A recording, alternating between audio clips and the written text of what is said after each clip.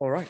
I will say hello and welcome back to another episode of All About Balance. And we're just going to dive right in. We've been talking for about 20 minutes off air, so we'll just get right back into it. So the topic that we were discussing just before, by the way, this is obviously with Robert Degle, the king of IWGF, the king of slow grappling, the king of Eddie Cummings heel hooks. Oh no.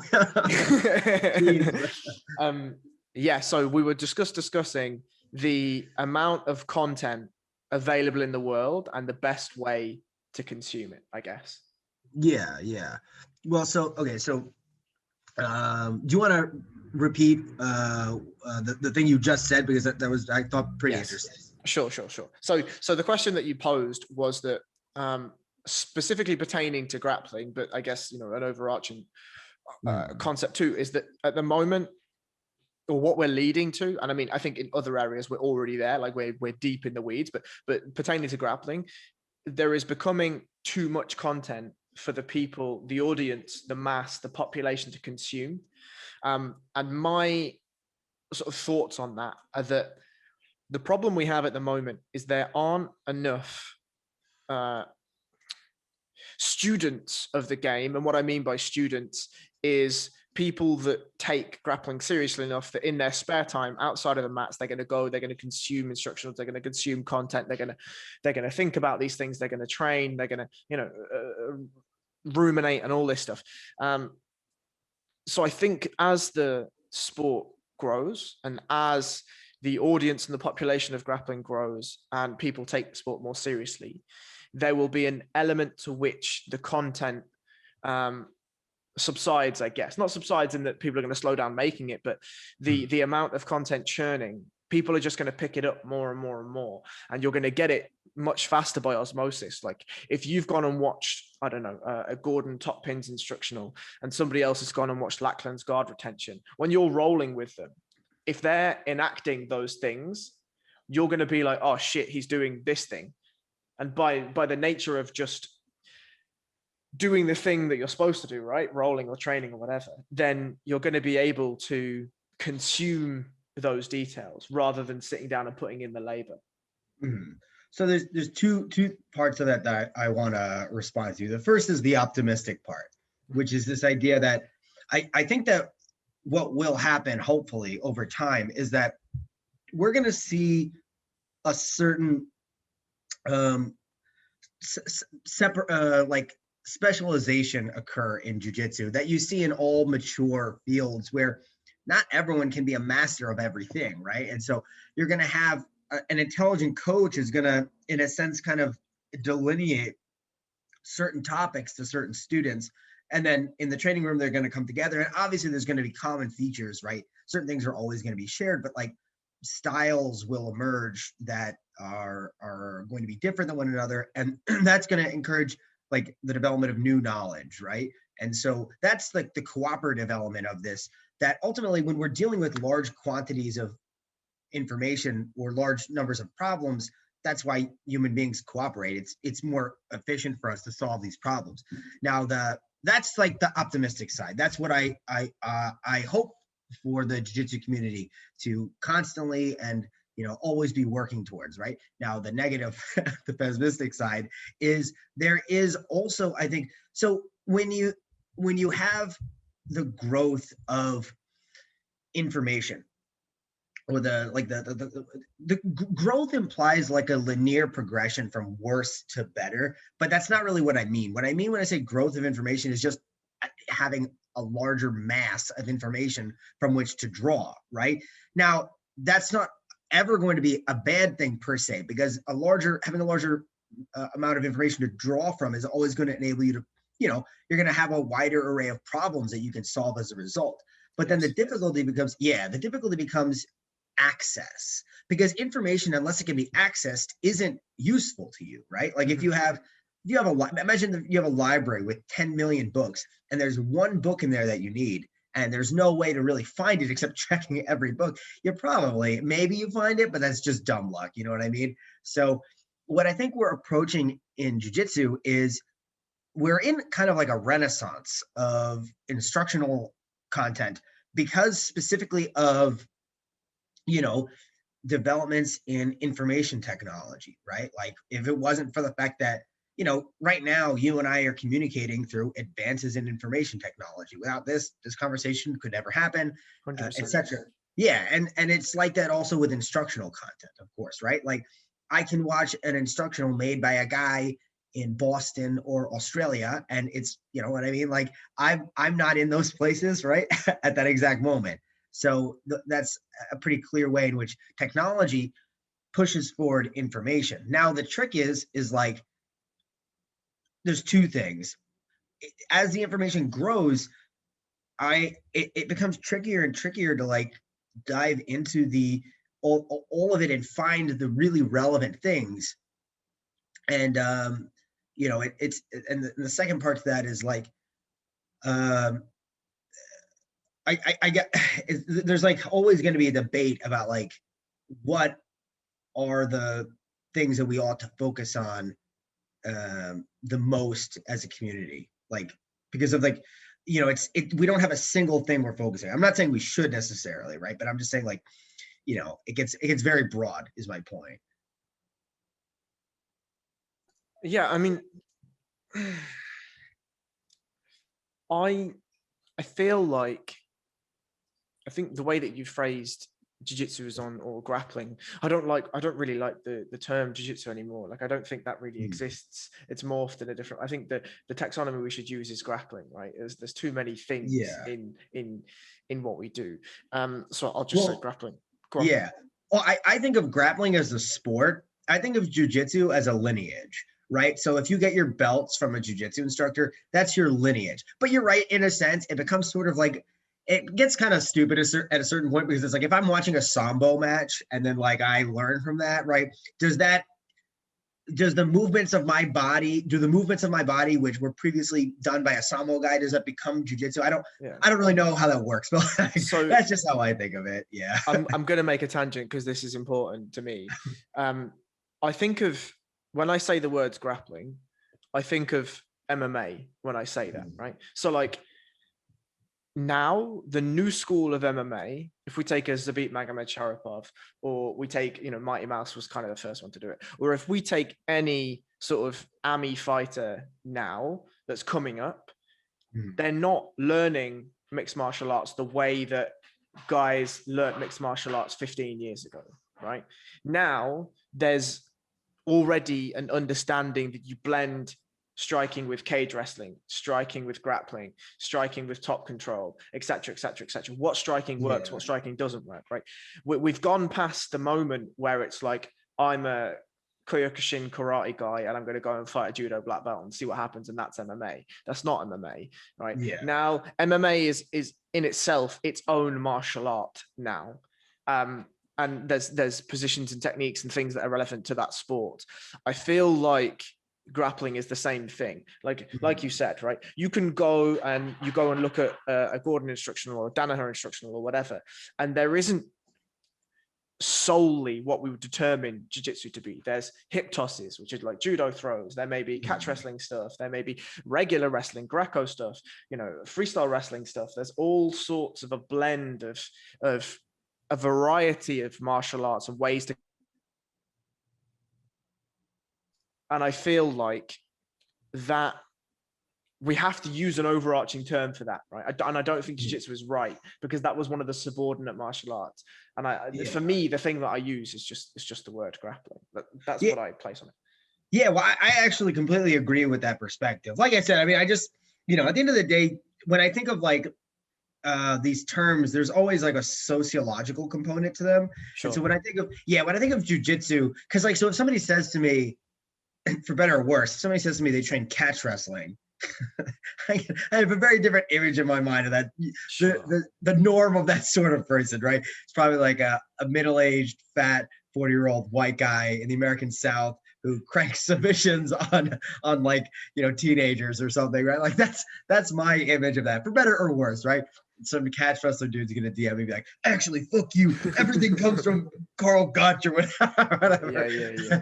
But like, you know, it's like I just use jujitsu to mean like the lineage. But at the end of the day, there is nothing that matters less to me than this sort of terminological debate. Yeah, sure. So, yeah, I mean, I feel like what's going to happen over the next little while is similar to what happened in MMA.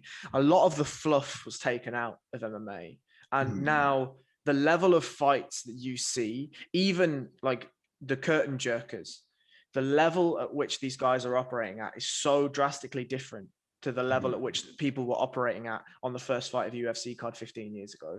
And I think what's going to happen with all of the development of instructionals and everything else, I feel like there's going to be a point when Gordon and John and Lachlan and all these guys, they're not going to run out of stuff, but they're going to have put out a base level of content that they're comfortable with, right? Yeah. And then when all of those guys have put out a base level of content that they're comfortable with, everything else will be an addendum, and there'll be another surge of people. The next surge of people will then be the guys that are going to learn all that stuff, develop that stuff, and in 25 years we'll have another one, right? It's almost, to me, it feels similar and reminiscent of when, when Carlos Maeda came over and taught Helio, and if we're going to go through that whole thing, like then it was a very slow progression, because there was only a set family that was going around showing people, right? A very set lineage of people that were going around and displaying this thing and actually developing it themselves. Whereas now, and this sort of relates to the topic that we're talking about, because you can access any instructional, and frankly, as you do, you put out your own instructionals, and you can do that from your own fingertips. You don't need anyone else, right? You need a camera, a tripod, and a brain, right? Essentially. And from there, you can put out this content to thousands and thousands and hundreds of thousands of people. But I do feel like, because of what you've talked about, there will be a stagnation of progress unless the sport evolves alongside the content.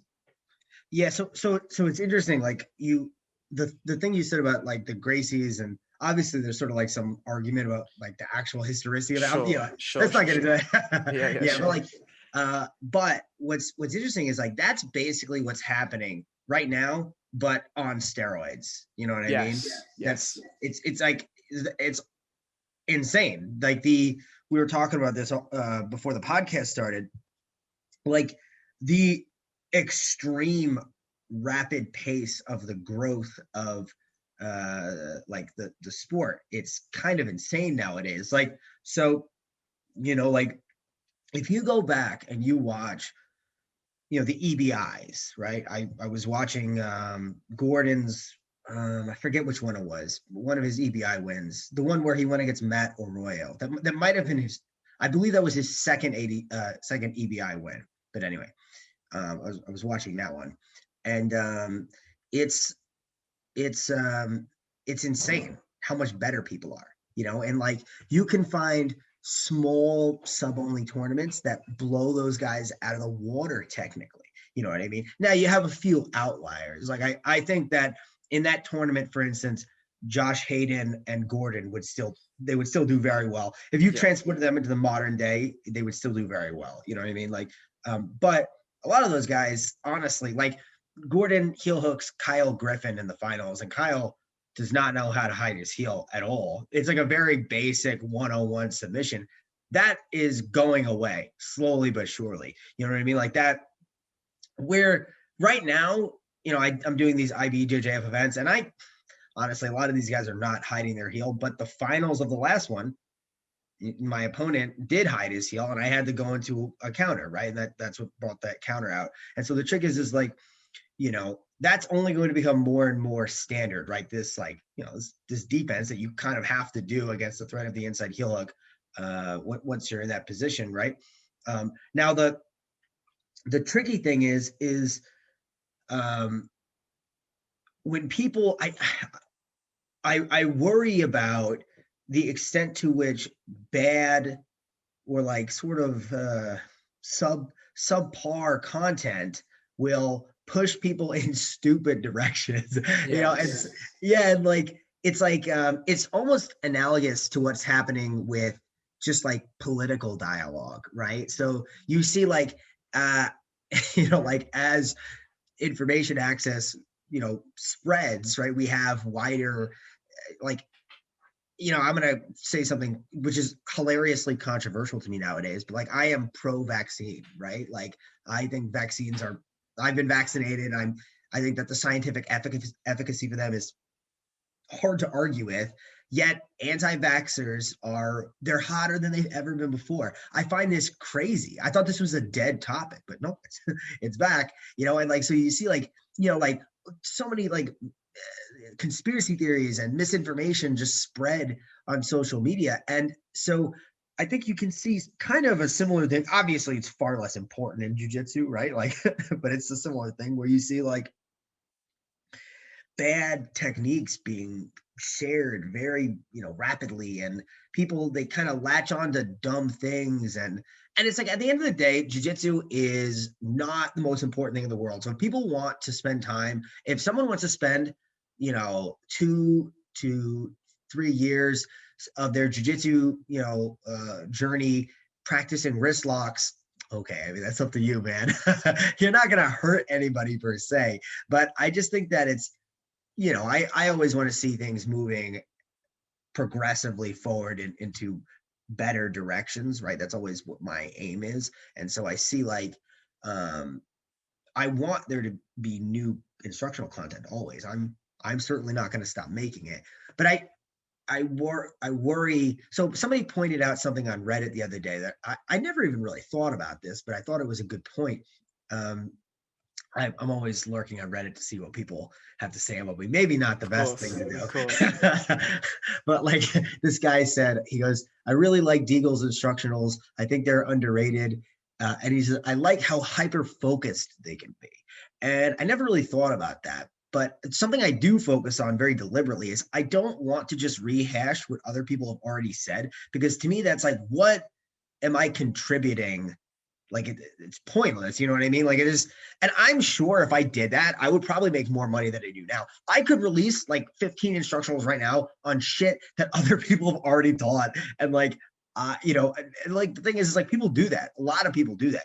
And I'm not going to say it's inherently bad. I mean, you got to make a living, but I just kind of see it as pointless. And I will cover stuff that other people have shown if it's like relevant to the context of what I'm showing, right? Like, it's not like I'm inherently opposed to it. I'm just saying a straight copy paste, I think is just kind of pointless.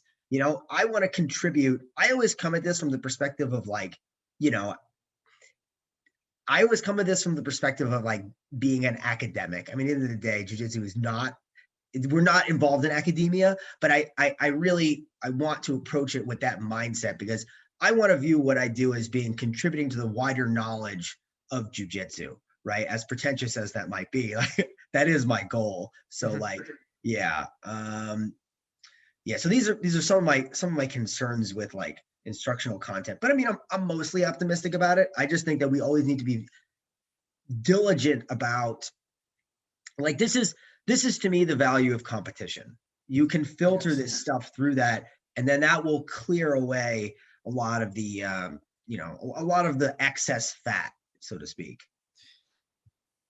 I feel as well as though as we meander through this journey, this information swamp, I guess, is that, to your point about bad instructionals and that sort of stuff, I find that what will happen is, even in the training room, those things get weeded out, right? Mm-hmm. Because if you've got a training room where there's 15 guys, 14 of them have gone and watched X instructional from a reputable teacher, Mm-hmm. and other person has watched an Instagram reel 100 times of a wrist lock, right?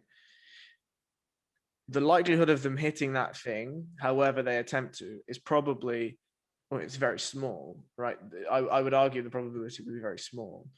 So even, if the one person that watched that Instagram reel, if they are open enough to the ideas of others, they will soon quickly just realize that that's not going to work, right? Or those things aren't available in the same fashion. Mm-hmm. I think your point and how we attempt to proliferate good content and how we try to rank good content, I think is a real issue. But that's an issue regardless of whether that's grappling or, you know, actual important content like conversations around vaccinations or conversations around, you know, political ideas. But how we do that, I have actually very little idea, because what we're doing by any regular means that we currently have is offering that option up to somebody like Jack Dorsey or a Twitter, right? Where there's, you know, we're offering ourselves up to censorship, you know, and that's obviously something that we should try and backtrack away from as much as possible. But having a merit system whereby, because I think actually, I'm sorry, I'm tangenting slightly, but I think your point about competition is really important. And I think one thing that competition needs to do more is record the competitions, right? Let's see what happens at competitions, right? Because if you have an IBJJF, right, like obviously you filmed your matches and whatever, and the IBJJF are getting very good now at employing photographers and all of this sort of thing. But if we had a camera on every mat, right, and we watched and were able to watch and had access to the footage from these matches, right, you're going to see, I mean, okay, not many people are going to watch white belt worlds compete, right? Or even though some of those, I mean, I remember watching the Europeans last year or 2 years ago, right? Watching some of the white belts compete, and you're like, holy fuck, man. Like, these dudes aren't white belts 15 years ago. You know what I mean? Like, these dudes destroy people 15 years ago. But anyway, you know, if we have the content available, we can see the efficacy. We can see the way that the meta is changing. We can see what works and what doesn't work, right? Because if you go and watch a brown belt or a black belt division, or even a purple belt division, frankly, at any of the high ranking tournaments, you're going to see what works and you're going to see what doesn't, you know? You know, obviously we're fortunate enough that there are some grappling shows that are putting on high level matches, right? But a lot of those are behind a pretty expensive paywall, and some people just can't or don't want to pay that, right? But then, you know, we're now getting into a conversation about how we monetize or don't monetize, and how we, you know, ensure that the sport grows financially. Do you have an opinion on how we have a ranking system for poor and not poor content? It's so I actually think that there's two sides to this. On one hand, I think we need to place a very high importance on competition, but I think paradoxically we also need to place very low importance on how we're viewed in terms of like whether we care, we shouldn't care about whether people think we're good or not, right? And so like that's kind of paradoxical, right? Because if you're going to care about competition, like it's only natural that you're going to care if you win and if people think you're good. But and there's nothing inherently wrong with that to some extent, but there's actually a sense in which that can get in the way of our ability to obtain like honest knowledge. And I'll try to make that case because I think it's kind of sort of not like easy to see the connection there, right? So we'll talk about the thing that is easy to understand first, which is obviously, right, like what you were getting at, right? Which is that the more competition that we see, right, it's, you know, the more information we have, and it definitely works as a sort of filtration system for trash, right? Like nobody is going out there to ADCC and winning with like Instagram trash content. You know what I mean? And if you place a priority on honesty, competition will always provide a lens through which we can filter things, right? And that's obviously super useful. Now, the downside to that is when we start viewing competition as being the only thing that, like, caring too much about whether people think we're good. Because what happens is when you start to care so much about that, you stop thinking about the techniques. This is just my own theory. You stop thinking about the techniques and you start thinking about in what way can I sell my products, right? Because like imagine if like there's a guy, and I'm not going to say like names. I don't have anyone specifically in mind, by the way. But as we go through this conversation, I don't want to shit on anyone's instructionals because I just don't want to start bad blood. But like again, keep in mind I have no one specific in mind. But let's say there's a guy who he sees somebody and he goes, okay, that guy made that instructional, right? What if I just take that and I just take all the content and I just sort of spin it in a new way and I just like market and brand it a new way, right? That's sort of useless, right? And I think that can be born out of like doing that. It's sort of like it's born out of like this attempt to like it's like there's a dichotomy between like information growth and branding, right? Do you get what I'm saying? Right? Like honest information growth. Because like what if like all right, so what if I put out an instructional and then I conclude it's trash in like 2 years time, right? The honest thing would be to say, well, I don't think that this is really like I'll do this sometimes. Like you'll hear me say like, oh, that thing on my instructional, I don't really believe in that anymore, et cetera, et cetera. Now that might hurt my sales, you know what I mean? But I think that if you're being honest, you ought to do that, right? But people, they won't want to do that, right? Because then that'll hurt their sales, right? And I think that, so it's this dichotomous relationship with like competition and branding where like, why does everybody want to win ADCC? We don't want to win ADCC, I would hope, for 2 reasons. The first is kind of like, the lofty ideal that winning ADCC is the greatest proof that what you're doing is highly effective and is therefore worth investing time into, right? At least ideally, right? There's obviously physical components that can kind of like obfuscate that, but yeah, that's the ideal. Now, the other side of it is so you can sell more instructionals, right? And that's not bad per se at all, not really. We all got to make a living, and I don't begrudge anyone for doing that.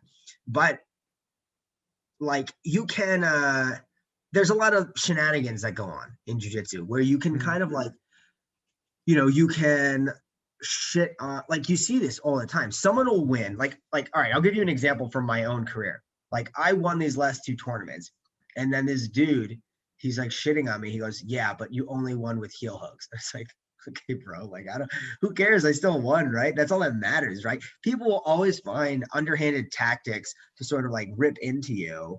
And, so I know I'm kind of meandering. I don't think I'm making much sense, but do these connections make any sense, or am I just blathering on? Yeah. So I think there's a couple of interesting points there. The first, and I'm going to expand it a little bit.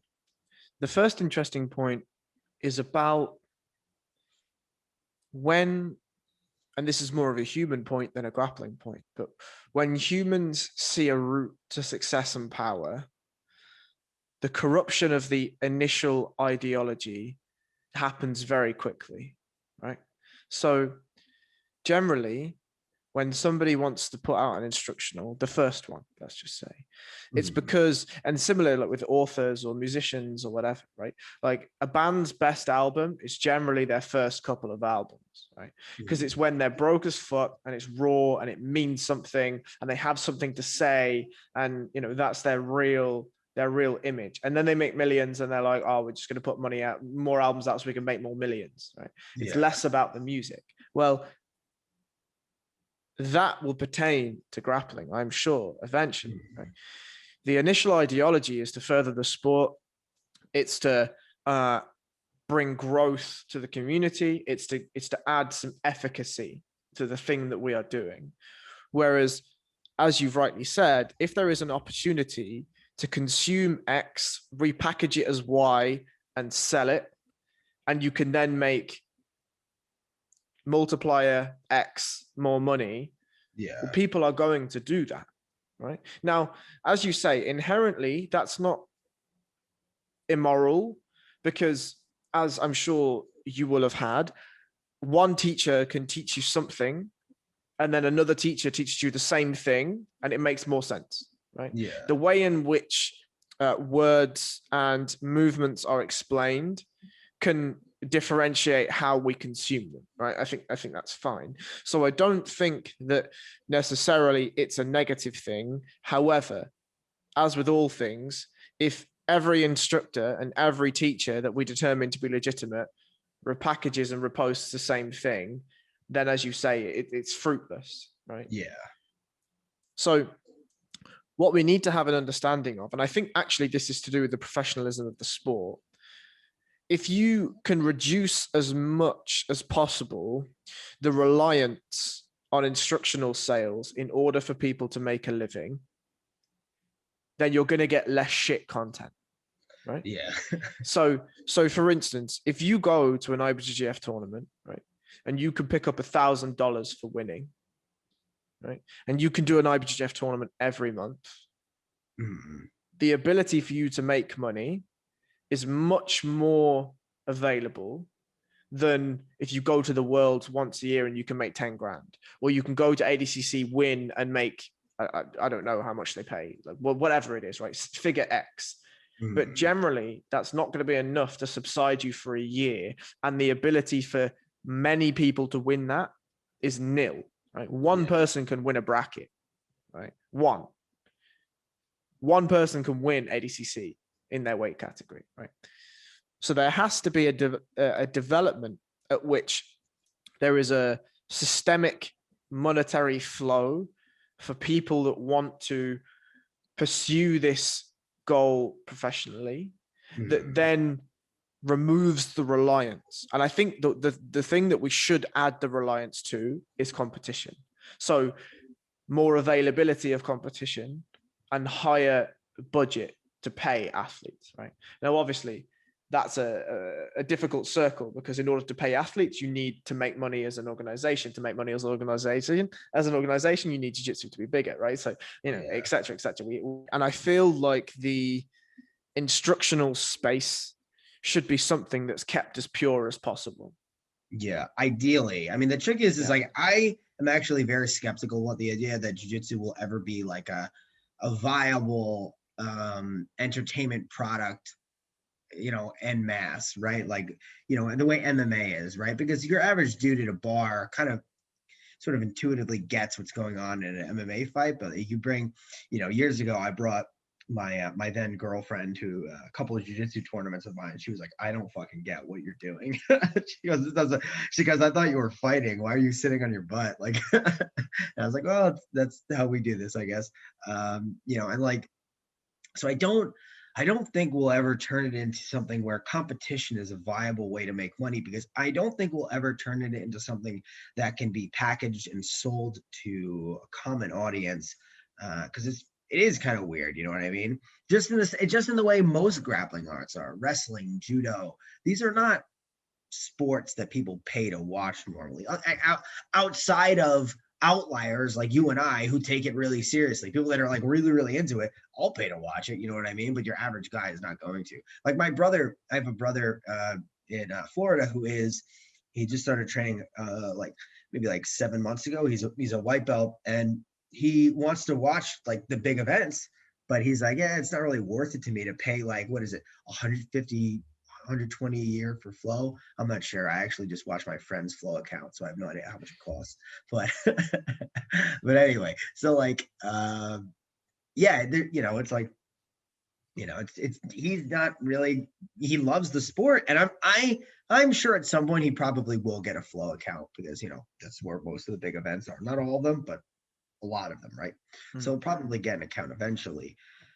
But yeah, so I don't know if that's a way we can look to solve this problem. I almost think the only way to do it is like, so let me try to make more sense of what I was getting at. I imagine a world where everyone, this will never happen, but let's just say hypothetically, everyone viewed competition as being a way for us to test ideas, right? Let's say hypothetically. That's the original intent Jigoro Kano, the founder of judo, had for judo competition. He wanted it to be this sort of like randori, or judo rolling, judo live training, right? is a way for the two athletes to come together to grow together, right? They give each other reciprocal, immediate feedback about the efficacy of what they're doing, right? There's something very honest, pure, and cooperative about that, where you're growing together, and there's really, it is combative, obviously, but there's also this, there's something beautiful about taking something combative like fighting and rendering it cooperative. Because not to go too off topic, but I think that there is a need in human life, especially for men, to engage in sort of a therapeutic physical exertion, right? Especially when it comes to fighting, has a visceral appeal to us. You know what I mean? Like there's Dostoevsky wrote about this. There's like a darkness in us where it's nothing too edgy, but like we want to like exert energy in this like very visceral sense, and fighting can do that for us, right? And so how do we do that without having it be destructive to society? Well, Jigoro Kano's genius was to make it as part of a process of self-development, self-refinement. He wasn't the only one to do this, but he was one of the most innovative modern people to do this, right? Kano was very much like more of a scientist than like a mystic, right? I think he made it palatable for the modern man, his rhetoric in judo. And so it took this thing, which was all about conflict, and made it about cooperation. The trouble becomes, now I'm not like anti-capitalist, right? I am essentially a capitalist. I sell products, right? But in a marketplace, it can sometimes be to your benefit to be surreptitious, to be dishonest. And that stands in conflict with honest growth of information, right? So there's sometimes a conflict. There's sometimes a reason to be dishonest, right? You want your brand to be as strong as possible. So you want to look as good as possible, even if what you're doing may be, if you view it honestly in terms of like quality of information, it may be inferior to something else that someone else came upon. Now, the way I would like to look at it is that we don't look at information as being, or even competition performances, right? That's more of like, that's an even harder sell to people. We don't view information or competition performances as being connected to some sort of like nebulous sense of self, right? You view it as the expression of technique, right? And you should, as an individual, be very proud of when you express beautiful technique. But I always like to view it as the technique that won the match. Like, this gets kind of hippie, but like, I don't like to think of it as I won the match. I view it as I was almost, in a sense, a vessel for that technique to express itself. And if you're gonna be in awe of anything, be in awe of the technique, because hypothetically, if you could channel that technique through you, you could do the same things, right? So I don't like to be viewed as like, this is something you see in martial arts pretty frequently, this sort of tendency towards guru-ness. You know what I'm talking about? Where it's like, yeah, it's terrible. where people view martial arts instructors, dude, I get this. People DM me with questions that I'm like, I don't know how to. Somebody asked me once about, sorry if you're listening to this, so I'm not gonna say who it was, obviously. Somebody messaged me about like their divorce, and I was like, dude, I don't know what to say to you, man. I was like, I'm sorry, dude. It sounds terrible. Like, he was really depressed and stuff. And I never want to like turn away somebody who's depressed, because like I'm a sympathetic person. But I was like, man, I'm sorry. Like, I can't really help you with this. Like, the best I can do is just sort of like be nice to you, give some jujitsu advice, and give you a promo code for an instructional. You know what I mean? Like, you gotta seek help outside of me. And what happens is people look at jujitsu coaches or athletes, just like in any other sport. This happens a lot in martial arts, and they turn them into a guru. And that's good, dude, that's a good thing for you as an instructor if you're trying to sell products, because you want people to think, oh, I'm just the smartest guy of all time, and everyone should buy my shit and only my shit, right? Like, so that's a good thing, right? Now, there's nothing wrong with selling yourself, right? Of course, that's what I do, and I think it's what everybody ought to do. But my only hope is that we don't do it at the expense of honesty about information. So you see, I think I did a better job explaining there the dichotomy. Sorry guys, I've been smoking weed on the podcast, so it's like yeah, doing my best.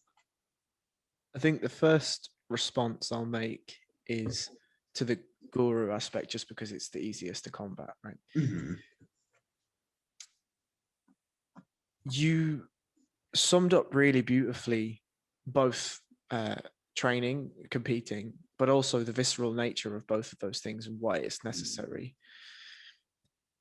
The lineage to move from that visceral understanding to a hierarchical understanding and how somebody then gets placed on this pedestal where people think they're a guru of life is really simple. It's really logical.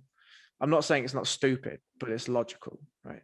Like if you go into a room where you're playing out your visceral tendencies and you're allowing those to be vented onto a piece of tatami, the person that's the best in that room, which most of the time is the instructor, right? You're going to place a respect on that person in a way that you won't respect others automatically. And generally that's just a dominance thing, right? The biggest guy in the room, if you walk into a room and Shaq's in there, you're going to be like, fuck me, that dude's big, right? Your brain will immediately say like, okay, Jesus, that's a big dude, right? So I think the onus is actually on the person with knowledge, right? Like you said, somebody comes to you and asks about a real life problem that's nothing to do with grappling. Unless you've been through a divorce yourself, right? You're in no fit state to even begin to answer that question of that person, right? One of my friends is a black belt, been a black belt for a while. I mean, he's also my coach, and he has the same thing all the time. All the time, people will go to him and they'll say, "Oh, I have this real world problem."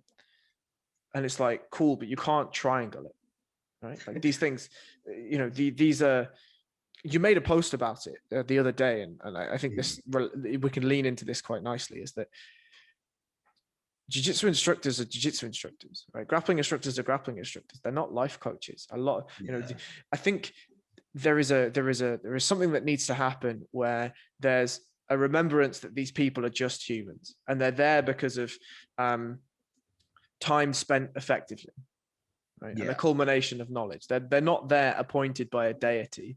They're there because they've spent more time on the mats than you have, and they've spent better time, more quality time, and they've just understood things in a way that you haven't understood them yet.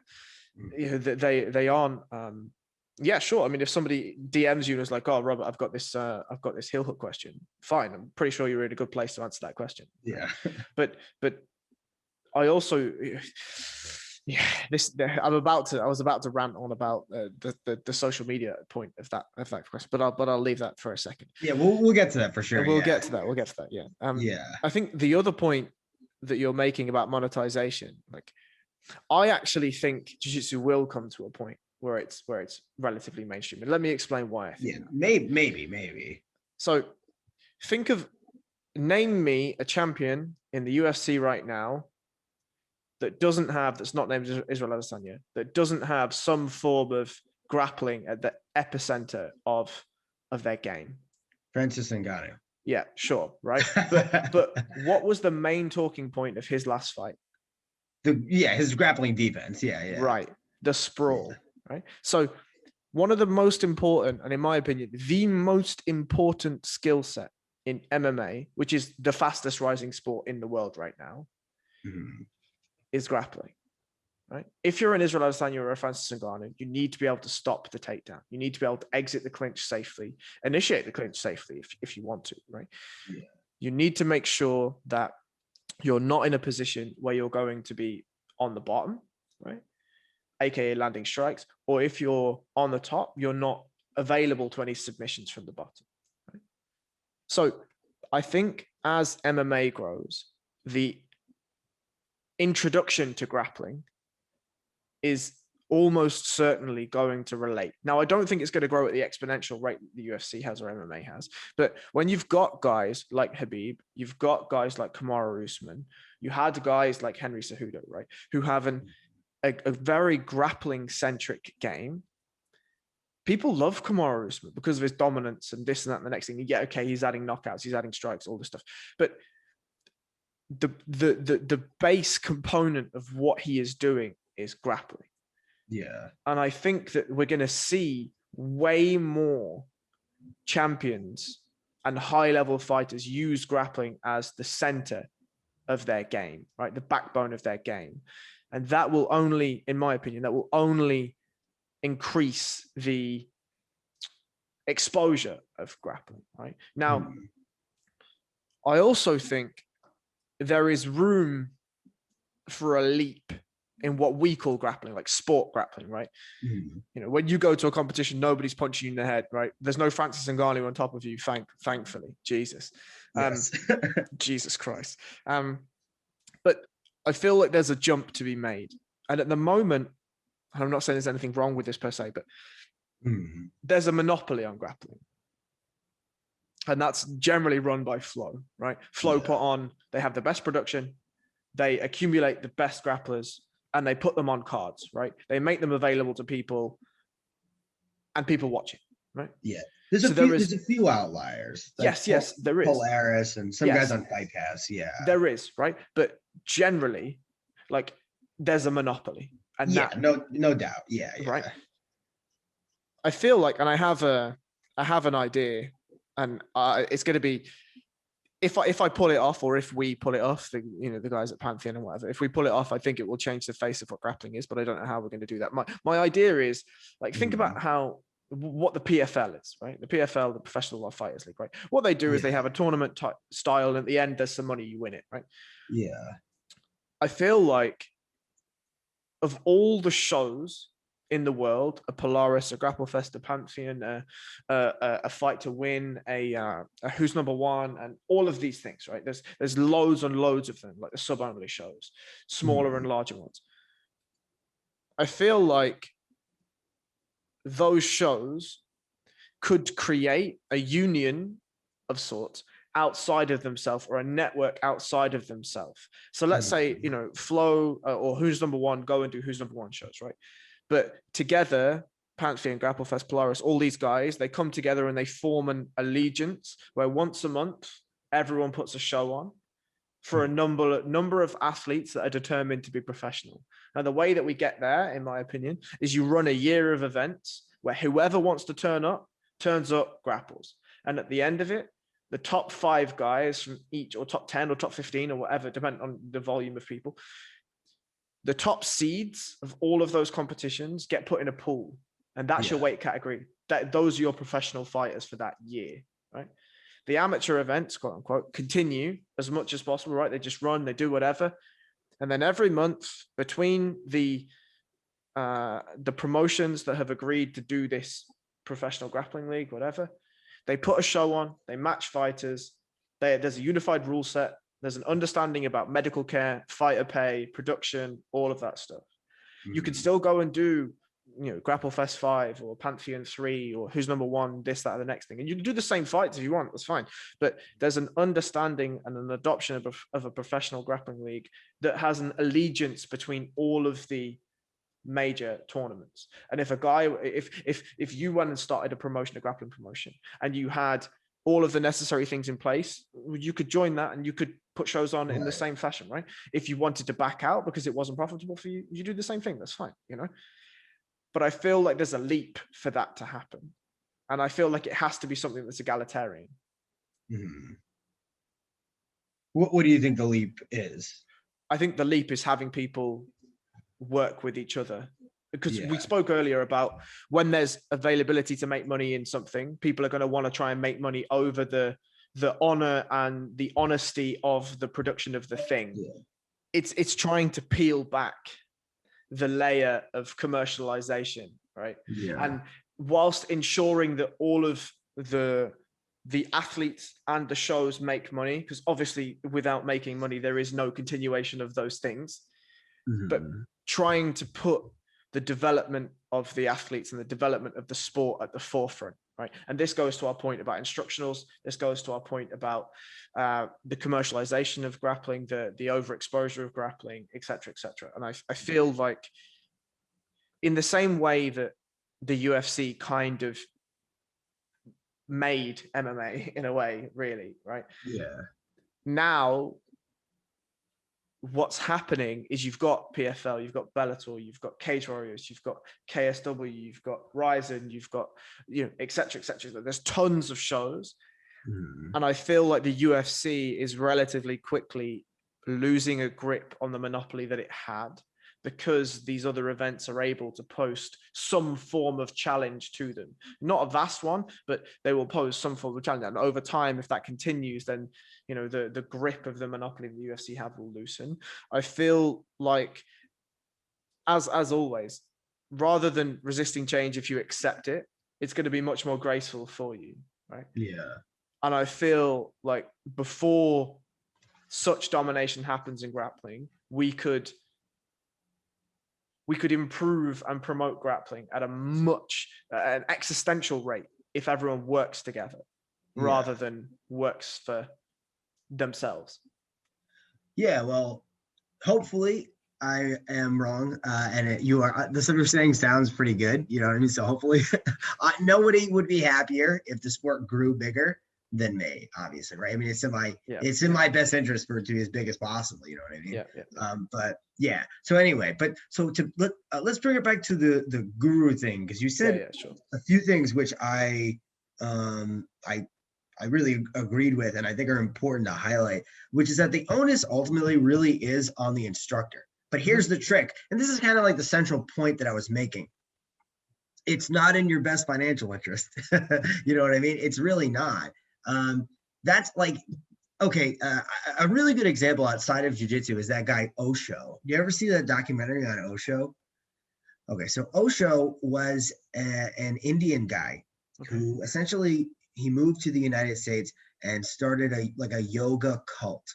And yeah, this guy was like pretty awful. Where, like, I don't know all the details, but like they like poisoned the water supply of a local town, like really bad stuff. And he was forced to leave. They basically kicked him out of the United States. They said, "Get the fuck out of here."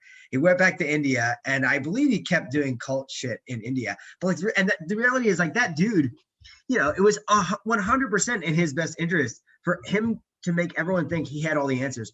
He was fucking everybody's wife. Like all these cult leaders always do that. They're always fucking everybody's wife, taking all their money. Like, if you're a complete sociopath, it's certainly in your best interest for everyone to think of you as like this guru, right?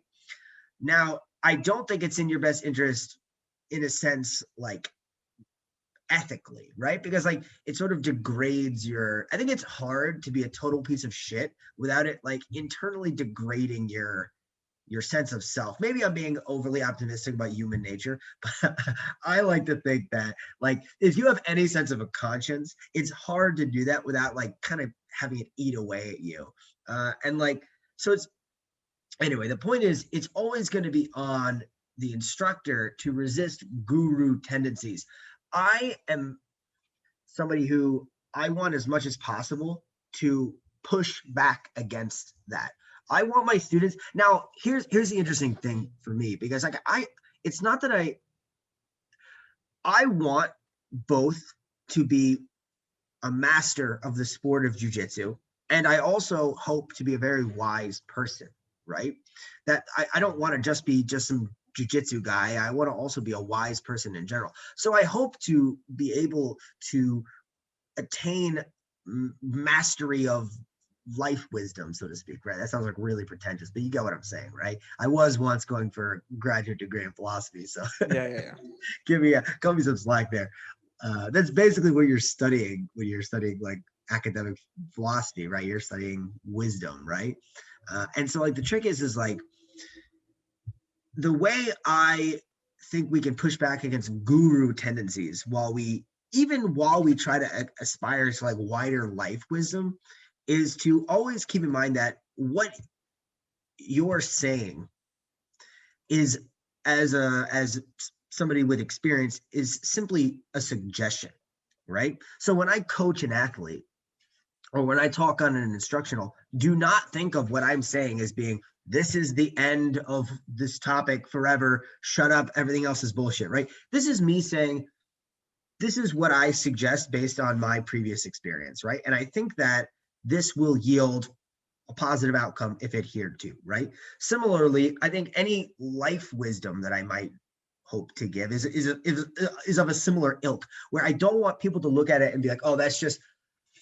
And the trick is also separating the content from the content creator. Don't view what I'm saying as being intelligent because I'm saying it.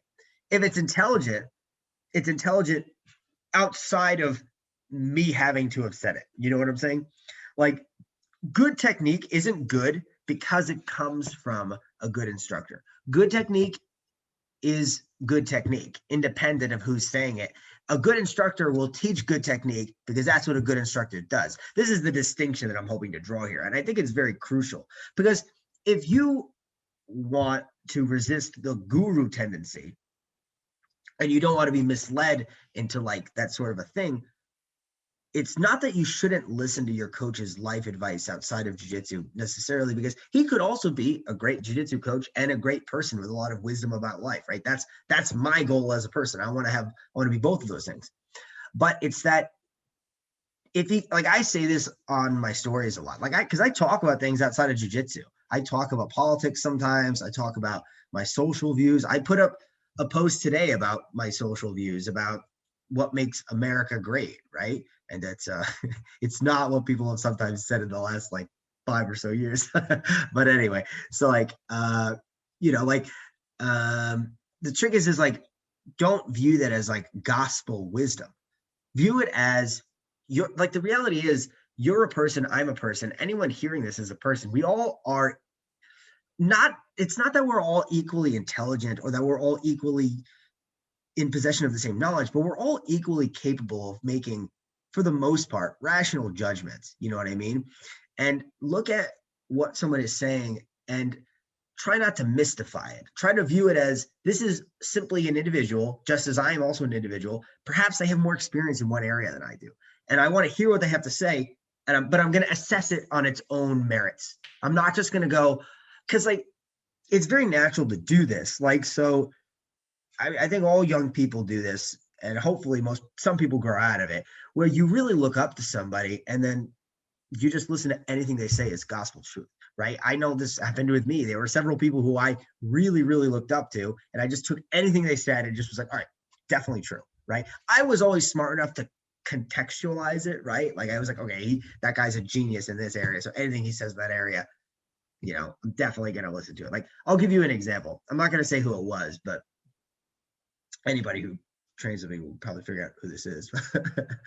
There was a guy who I really, really looked up to him, and he told me never invert because there are counters there. And I was like, but that like eliminates a lot of attacks. He goes, yeah, but there are too many viable counters. I was like, all right. So I stopped doing it. And now I don't believe that anymore. I think inverting, you have to be careful about it. There definitely are counters. You can't just do it haphazardly, but to cut that off completely as an avenue of attack, I think is you're losing a lot of good offensive options. Now, you may conclude in a given match, bro, this guy's counters to the inversion is just way too fucking good. So you might not want to do it, but there are going to be many situations where inverting was the correct move. And if you look at ADCC, IBJJF, black belt competition, the best guys will, not all of them, but the best guys will invert. Like a notable example of somebody who doesn't invert really is Ross Nichols. He doesn't really invert that much, and he's obviously having a lot of competitive success, but the meows invert, and the meows are very good. And there's a lot of other guys that do as well. So this is, and at the end of the day, that was just his suggestion. And that's fair. It's just a suggestion. I bought it at the time, but I bought it too intensely because of who it came from. Then as years went by, I assessed it independently of who it came from, just on its own merits. And there is some wisdom to it, that there definitely is, but I don't agree with it anymore. You know what I mean? So that's how I'd hope it is. Like, let me give one more example, which I thought was, this will say who it was. I thought this was really funny because I was like, what the fuck? Like, Lachlan just put out a video talking about braking mechanics, and I've put out a lot of content talking about braking mechanics. And it's not that I don't agree with what Lachlan said. I kind of think he's sort of oversimplifying some things, but it's not like wrong per se. And somebody in the comments tried to start like, he goes, shots fired at Robert Degle VJ. And I just said, what? Like, like it's not shots fired. Like, you know what I mean? Like we can like have different perspectives on like braking mechanics. And like, it's not even that different. If you watch what he was saying and you watch what I'm saying, we're kind of just wording something like I just go a little bit more complicated and he goes a little simpler. He said like he thinks that people overcomplicate it. Okay, that's fine. I think that I want to account for certain variables, which, you know, I'm not sure. I mean, at the end of the day, it's also like it's like a 2-minute video. Like I don't think he's saying everything he thinks about braking mechanics in one video. You know, he's just making he was advocating for flaring the knees versus compressing them. Whereas I think it depends on the situation. I think it depends a lot on the situation. I think flaring the knees or compressing the knees is the better option, depending upon a few variables, you know? But anyway, the wider point I'm trying to get at is not about the braking mechanics. It's just about this guy. If this guy's listening to it, he's a nice guy. We've talked in DMs before, so I'm not going to say who it was. I think he was just goofing around. But this idea that if I disagree with somebody over technique, which I don't even think Lachlan and I really disagree on that. Probably not. Yeah, even if we do, right? Who gives a shit? It's not a personal attack. You know what I mean? Like, you know, it's like now you can make it a personal attack if you associate your technique or your content with your personal identity. And that's what I was getting at when it's like, you need to be careful with that. Because if you do that, that's going to get in the way of your ability to honestly assess knowledge and information. Like, imagine you're in a debate with somebody and you fucking hate them and you want to win the debate no matter what. And then you realize halfway through the debate, oh, wait, no, they're actually right. You know, like if you really care about the truth, you shouldn't let that get in the way of your ability to arrive at the truth. But we all know how people are really. If you're like, fuck this asshole, like you're not going to admit it. You're going to keep pushing, even if you actually think you're wrong. So, yeah. What you've arrived at is essentially attempting to promote critical thinking, right? Yeah. And that pertains to everything, not just grappling, not just everything, you know. And the point you made about a suggestion of technique rather than the gospel universal, this is the end technique, right? Yeah. I feel like a lot of guys do a similar thing to what you said, which is they put something out and then they're 5 years later, they're like, yeah, that's bullshit. That definitely doesn't work. Do this. Right. Yeah. They're like, well, this is what works at the moment. Right. And I think the way in which things are delivered, the words used, and the conceptual understanding taught about how you learn and how you assess a product, whether that product be somebody's views on politics or a grappling position, is entirely dependent on the giver. So, and this all goes back to the onus of the coach, right? If you are in a coaching situation and you say to somebody, this is how you break somebody's leg from an inside heel hook, and a guy's like, oh, how about this? And you're like, no, that's wrong. And it's not wrong. Right. Well, then you've just made a fallacy. Right? Yeah. You know, I think the line between being an authoritarian and the fruit of all knowledge is really slim and also really dumb. Right. Like as you've said, you've gone on instructionals, you know, you've been producing instructionals for only a short number of years, right? Way less that you've been producing instructionals that you've been training. And you've gone on and you've said in your instructionals, oh, by the way, I don't do it this way anymore. I believe this to be the correct way now, right? Well, I'd hope in 5 years, there's another instructional and you're like, oh, by the way, most of all that shit is bollocks. Like, actually, it's this, right? I'm sure I will, yeah. But the subtext of that is that, as you said, the evolution of grappling has changed, right? So in the training room, when you're doing X and Y and people are developing counters for X and Y or defense mechanics for X and Y, you're going to have to change things, right? Yeah. So the way and I mean, I don't ever think we'll ever get to a point where there will be a single subset of positions and submissions and techniques that will work 100% of the time. I just can't imagine that would ever be the case. Yeah. But there will be a set of techniques that are highly effective at one time, and that's just the meta flow of life. And I think if we turn that to just general life, what does any of the great philosophers say? And it's that you must always understand. I mean, one of my favorite Nietzsche quotes, right, is that you shouldn't worship false gods, right? Yeah. We can't tie ourselves to any ideology whatsoever, because we must detach ourselves from the ideas and the things of life. They're not the same thing.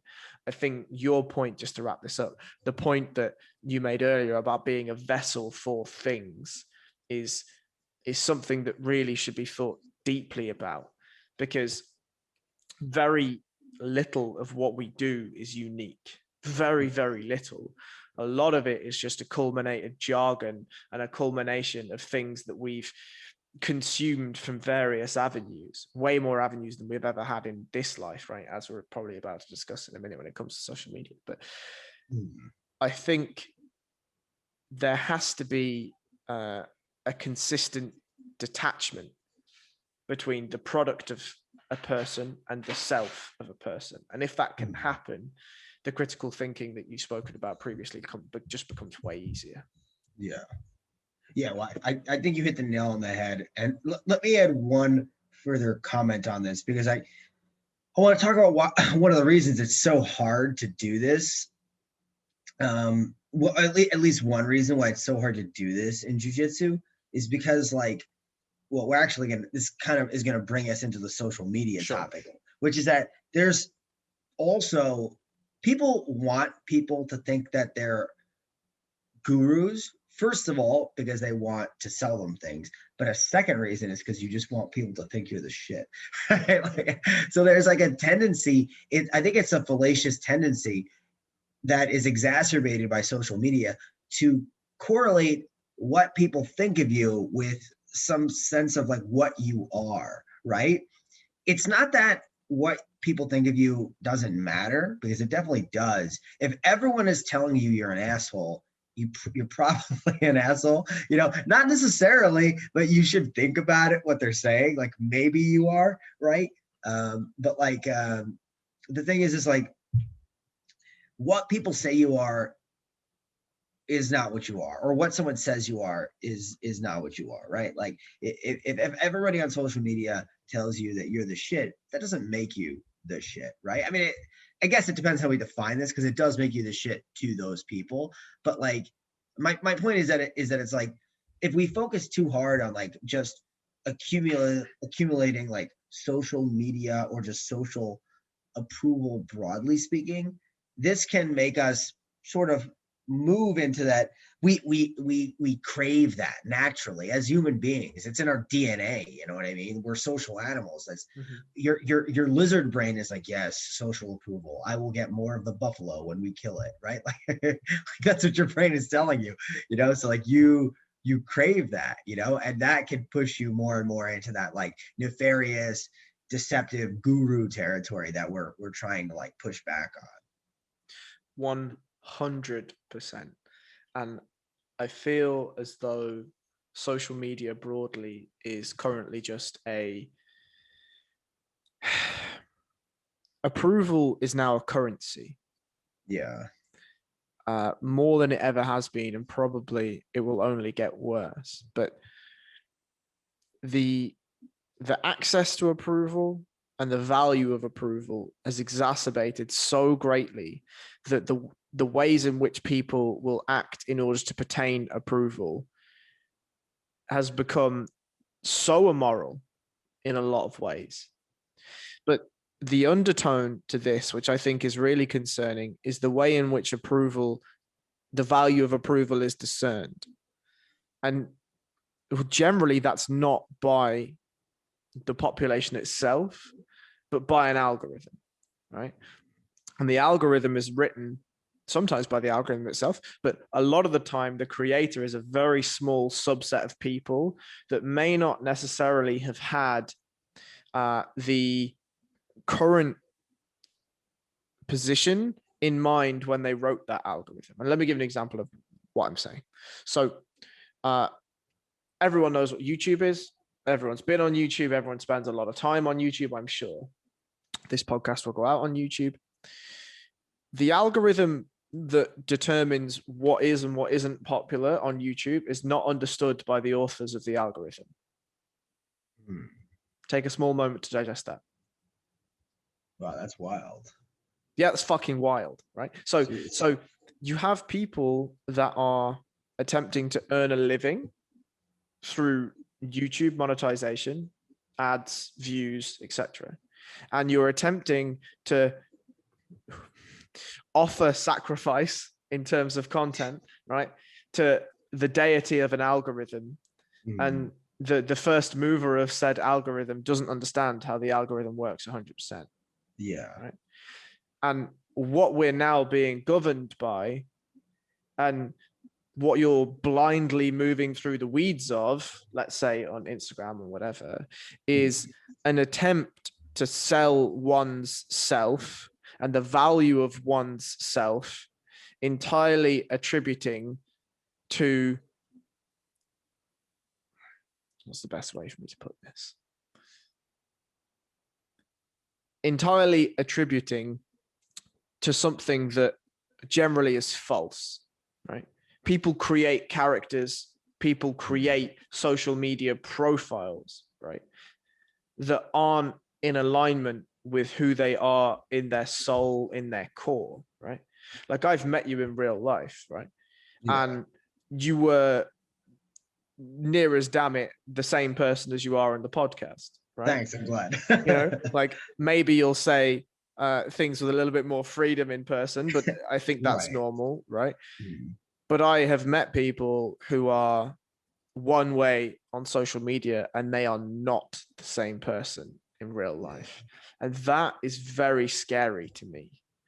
It's very scary that it's the popularization of that action, the action to defecate essentially what it is to be an honest self, to sell an avatar, to sell something else in order for social points, when there's no buffalo. There is no buffalo, right? That buffalo doesn't fucking exist. Yeah, not anymore, right? No, the chase for buffalo when it comes to Instagram or YouTube or Reddit is infinite. You're chasing the buffalo that doesn't exist. Right. And the extremes at which people will go to, and if we bring this slightly back to grappling, the extremes at which people will go to in order to create a persona is scary to me. Yeah.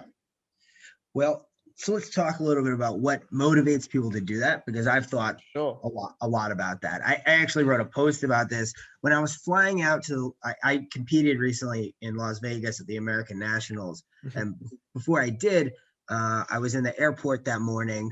So I actually flew out the morning of, because I don't like Vegas very much. So I wanted to be there as little as possible. I flew out at 5 a.m. in the morning, landed at about 9 a.m., competed at 3 p.m., and then flew out a couple hours after that. So I was in there a minimal amount of time. And then I went to Salt Lake City, Utah, which is like a really beautiful, really, really beautiful city. I taught 2 seminars, and I love Salt Lake. Not a huge fan of Vegas. I mean, it's okay. It's just not my cup of tea. But anyway, so that morning I was at the airport, and I was just thinking about competition and some things. And I wrote a post with some of my thoughts about it. And it's like, I think there's a certain subset of people that get involved with jiu-jitsu who, especially people who compete, they expect that it's going to necessarily like repair them as people. And they're competing to compensate for some sort of like emptiness or like some pain inside of them, right? And now here's the thing. I'm not going to tell anyone that jiu-jitsu isn't going to help you as a person, because it definitely can. But you see some people who it's almost like they expect, oh, if I win 1,000 matches, then I'm going to I hate myself. I feel like shit. I win 1,000 matches. I'll stop hating myself. That to me is kind of sad because that you're connecting your value or your worth as a human being with jiu-jitsu performance. And it's like, I mean, you can do that if you want. But I just think that's sort of sad. Like, there's a guy, I'm not going to say his name because I don't want to be a jerk to him. He's very, very good. Make no mistake. He's primarily a gi competitor. And he said in an interview once, he said, if I don't win mundials, my life will have been a failure. Now, I appreciate the intensity of that because to be a high-level competitor, you have to be very intense. I don't see anything wrong with holding that perspective while you're young and you're an intense competitor. But I do think that there's a certain stage in your life where you're probably healthier by abandoning that mindset, because the reality of it is that it's like that. Even if you win worlds, right? Even if this guy has not won worlds yet, but I wouldn't be shocked if he did. He probably will at some point. Now, here's the reality. Even if you win worlds, it's really not going to make you a full person. You know what I mean? If you feel an emptiness inside you, you're still gonna be the same person. Like whether you win, like my goal is to win ADCC, and make no mistake, like I really want to do it. I'm pushing very hard to do it. I'm putting 100% of myself into winning ADCC. I'm going to spend the better part of the next 10 years trying to do it. But here's the reality. If I win ADCC, I will be the same person the day after I win it that I was the day before it. You know what I mean? Why do I want to push so hard to win ADCC? There's a couple of reasons, but one of the biggest is I just want to know that at the end of my competitive career, I was able to go out there and test my ideas at the highest possible level, because your body can only do it for so long. You know what I mean? So I don't want to miss that window of opportunity to do that. But at the end of the day, dude, I'm trying. It's hard to do this, but I'm trying as much as possible to not make it an ego thing. I really personally don't care that much whether people think I'm an amazing competitor or any of these other things. Obviously, I do a little bit. I'm a human being. I'm not going to sit here and be like I'm a saint or something, right? But this is something I work on. I don't want to fall prey to that tendency, which, dude, I'm not going to bullshit you. I get a lot of people that tell me positive things about myself on social media. And is that nice? Of course it is. Nobody wants to feel like shit about themselves. But if you take that too seriously, you turn into a dickhead. And I'm not trying to do that. I don't want to think, oh, all these people think I'm the shit. Oh, I'm the shit. I'm just a dude. You know what I mean? I'm a person who loves jiu-jitsu, spent a lot of time on it. I want to contribute to the community as positively as I can. But at the end of the day, that's it. I'm not a guru. I'm not a god, just a guy. You know what I mean? And another point on this is also so authenticity on social media. And something I came to the conclusion of. Now, here's the trick. At the end of the day, whether someone's being authentic or not, a lot of it comes down to whether we just believe the person, because somebody could go their whole life being a duplicitous shit. Because the way I look at it is, if the effects of your action have an overall net positive and you're being consistent with that, it's like whether you were actually being a duplicitous shit or not doesn't really matter that much, right? Because if it's having a net positive, it's like, well, all right, well, it's a good thing, right? So you kind of, ultimately the point is you've got to take it on faith to some extent, right? But I'll comment on myself. I thought years ago to myself, like, okay, as I started to grow in social media jiu-jitsu prominence, right? I feel like ridiculous even saying that, but like as I did, right? But like as I did, like you've got to like take account of your own sense of self and make sure that you don't let it get inflated, because it's not about whether that is going to impact you in any way externally. It's about how that impacts you internally. And the decision I made was actually to just be pretty open about how I feel about things, my views. I've deleted a few posts because people got really mad at me. And I was like, dude, I just don't want to deal with the flames. Back in the early days of the pandemic, I was in Texas, and Texas was one of the few American states I was like, fuck yeah, we're going to open up. And I was in Texas and I was like, this is fucking sick, guys. I was competing. I was like, Texas is fucking awesome. Everyone should open up. And everyone came after me. So after like a couple hours, I just deleted the post. But I'm not hiding it, right? I'm talking about it right now. You know what I mean? I didn't want to deal with the flame wars that were happening. People really went after me. But like, anyway, so the point is that it's like, I made a commitment to, as much as possible, be authentic about things, because it's going to be better for me in the long run, like as a person. You know what I mean? Like if somebody, imagine if you live a life, imagine, bro, there's people that are a billion times more famous than I am, right? I have about 18K Instagram followers now, right? Which is a lot if you think about it, right? But there's people that have way more than I do, right? Jiu-jitsu people that have way more than I do, right? Let's give an example. Let's say Keenan Cornelius. I've never met Keenan. I've been in the same room as him, but I never met him or anything. Let's say Keenan, like, let's say he has probably like 300K followers, something like No that. idea. A lot. Yeah, like a lot. Yeah, right. So let's say Keenan presents an image of himself which is completely, different than who he actually is. Now, I don't know if that's the case or not, because I've never really met him, right? And I've heard rumors and stuff, but I don't really put much sense into rumors. You know what I mean? People talk. I don't really care what random people have said, right? Mm-hmm. So I don't really know how he is. But let's just say, for argument's sake, and I'm not saying this is the case, please nobody take this out of context, like, Rob Degle shit talks Keenan. No, that's not what I'm doing at all. I just picked a random famous jiu-jitsu guy. Let's say he's totally different than he is on social media, right? Mm-hmm. Like, man, that kind of sucks, I think, for you as a person, because then you're like, if people are saying they like this guy and that's not really you, that's kind of like, it's kind of like sad, right? Because like now, they don't really like you. They like this fake version of you. And internally, you're always going to know that that's fake. So basically, my point is, authenticity ultimately it's a choice, and it's an ongoing process where you're never just going to reach a stagnant phase where you're like, oh, I'm an authentic person. You're always, I think, going to be in this process of self-evaluation where you're asking, why am I doing things? Am I doing things for the right reasons? What are the right reasons? What are the wrong reasons? Am I starting to veer into this area? Am I starting to veer into this area, etc.? Right? My general guidelines, I've said this before on social media, my general guidelines, they're very simple. There's two of them. Am I being an asshole? If the answer to that question is no, okay, that's good. And am I doing what I want with my life? Like, honestly, if the answer to that question is yes, then I'm doing a good job. I'd also add to that also kind of like, am I not being an asshole, but am I also being a good person? Am I being an active, positive influence in my community or in the world in general? That's like the next stage. And hopefully the answer to that is yes, as much as is possible, right?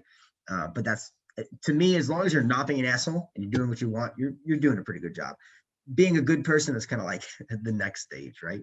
And like, if you look at my social media, like, I'm very open about, like, I like things and I don't really care if people don't, like, I love Star Wars, especially the prequels.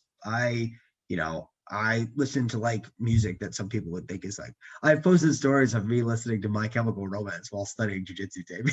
People like, what is this emo bullshit you're listening to? I'm like, guys, I like other stuff. I like that like emo trash from when I was a kid. Like, it's good, and like, it's just much healthier for you as a person, I think, when you're just like, guys, like, this is who I am. You know what I mean? You can take it or leave it. I'm going to try to do my best to be a good person. And I'm also going to try to be honest about who I am. And I think it's better for the community, and it's better for you. You know what I mean? Dishonesty always finds a way to leak into life, irrespective of how you repress that. I find one of the cardinal sins of social media is that it promotes dishonesty in a lot of ways. And I mean, we've kind of touched on this previously, but the deception that whatever one is not enough, and that one must be inflated or alienated or morphed into something that is more aggressive or exaggerative in order to please or in order to be heard, or in order to have value, I think is the cardinal sin of social media. And your point about honesty is one that holds a lot of weight personally. Like, you mentioned Keenan. I've obviously never met Keenan, would love to, but I've followed Keenan for a long time, since his Kumite days. And frankly, of what I've consumed, it doesn't seem like he's any different, right? Yeah. However, I feel as though there is something here where, you made your post about Texas or whatever. Like, in the arena of social media, there is no room for growth. So if on this podcast you said something, I don't know, whatever, like you hate strawberries, I don't know, whatever, right? Okay, right. And then in 5 months you tried a specific type of strawberry that you liked, right? Mm-hmm. There is no room for you to change your opinion on strawberries on social media. Right. And this is one of the biggest critiques I have of the political system in the UK. I don't know too much about the US political system, but if you voted for one thing at one point of your life in the political system in the UK, you're branded as that is your opinion forever. And that's the dumbest thing I've ever heard, right? If as a person we're not able to change our ideas, it's impossible for us to grow. And one of the fallacies of social media is that, right? Mm-hmm. People believe that just because you've posted something and it's that thing is there forever, if people want it to be, then you're not able to determine something different, right? And that this leads into the point, or goes back to the point that you made earlier about disconnection between the self and a thing, a product and the self. They're two different things, and they should be interacted with as such. You are not a thing, and a thing is not you. If I at one point put a lot of time into, I don't know, fuck whatever, like a game, right? Let's just say, and then I realize I don't like that game. Just because I put all that time into, doesn't mean I must continue to play that game, or that game is me, right? Yeah. There must be a disconnection between the two things, and I think that's most prominent with social media, right? Like people build a brand, and that brand, if it's not authentic, it's so difficult to change, and it's so difficult to ring true. Mm-hmm. And I don't know. I don't know the way that we fix that. I really don't know the way that we promote authenticity and we promote honesty in social media, because it feels like it's too deep. Yeah. Well, I think the start of it is okay. So there's an idea in Buddhism about the self as being like essentially an illusion. And I think that there are many ways to approach that. I don't want to get too like deep into that on a philosophical level, but have you ever heard another way we can tackle this, maybe more easy to explain, is have you ever heard the philosophical sort of parable of Theseus's ship? No, educate me. Okay, so it's a very simple parable, but it's very, very deep, and I think there are parallels with Buddhist philosophy as well. So Theseus's ship is a ancient Greek philosophical parable, which is, imagine that you had, okay, so this is a ship. This is Theseus's ship, and what you do is you take a plank of it and you put it here, and then you take another plank and you put it here. You take another plank and you put it here, etc., etc., until every single plank that was once here is now here. So you've taken the ship apart and you've reconstructed the ship. At what point does this stop being Theseus's ship, and this, the new ship you're building here, become Theseus's ship? Because at one point, certainly this was Theseus's ship, and then another point, certainly this was Theseus's ship. So it's like, and the point of it is like this sort of, it's a philosophical paradox of identity, right? Mm-hmm. You know what I mean?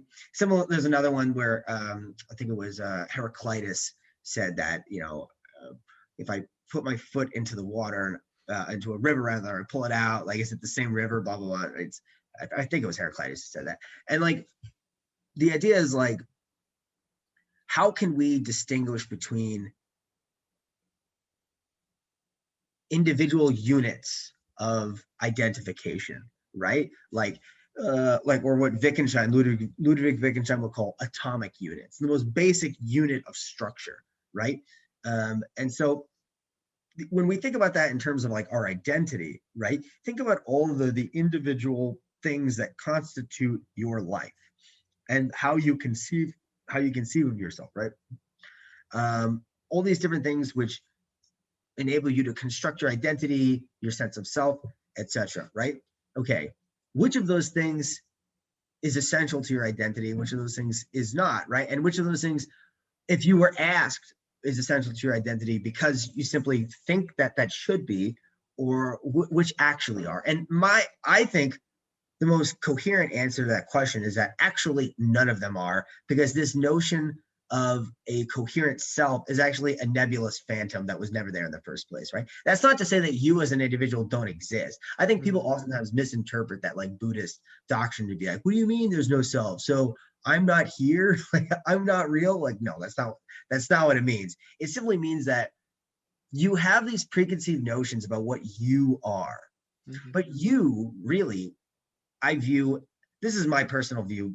This is more of like a German philosophical perspective than, I'm not sure if Buddhists would agree with this or not, but like I view the self as being an emergent property born out of an interaction between certain innate physical features, right? We all have certain innate physical features, and our interacting with a perceived external environment. And any like identity that emerges out of that interaction, it's nebulous. I should rather a better way to describe it is it's constantly in flux. It's never this like static thing, like, oh, this is what it is, right? Oh, that's who you are, right? It's done, right? Up until the point you die, you're always, in a sense, changing, adapting, growing, evolving. And the trick is how do we come to view things in this way? Because it's very tricky. I mean, it's very counterintuitive to how we naturally view things. So it is very hard. It's not easy. I think it's something that will probably never be super widespread. I think that the most important thing is constant self-analysis about your own tendencies, and and trying to talk about these topics. The thing is that when I say talk about them, because I think if you try to force these ideas on people, people resist it, right? Like if you try to like, let's say you're in a relationship and you tell your girlfriend like, listen, you need to engage in constant self-analysis because you're being inauthentic on social media. She's gonna be like, fuck off. Shut the fuck up, asshole. Like rightly so, I think, right? Like shut the fuck up, focus on yourself. It's not wrong to suggest things to people, but don't like think to yourself like, well, I'm so enlightened, bro. I'm so enlightened, and you should be too, man. You know what I mean? Like, it's like, dude, take a step down. Make suggestions, but realize like, at the end of the day, you're just the person too. You know what I mean? I think you've depicted quite well the chaos of life. And the chaos of life, your ability to extrapolate that point out and sort of illuminate parts of it was important, because there is, as much as humans crave stasis, as much as they crave stability, as much as they crave a form of routine that will allow them to understand and predict what's next, none of that truly exists. Yeah. Because as you rightly say, the innate paradox of life is that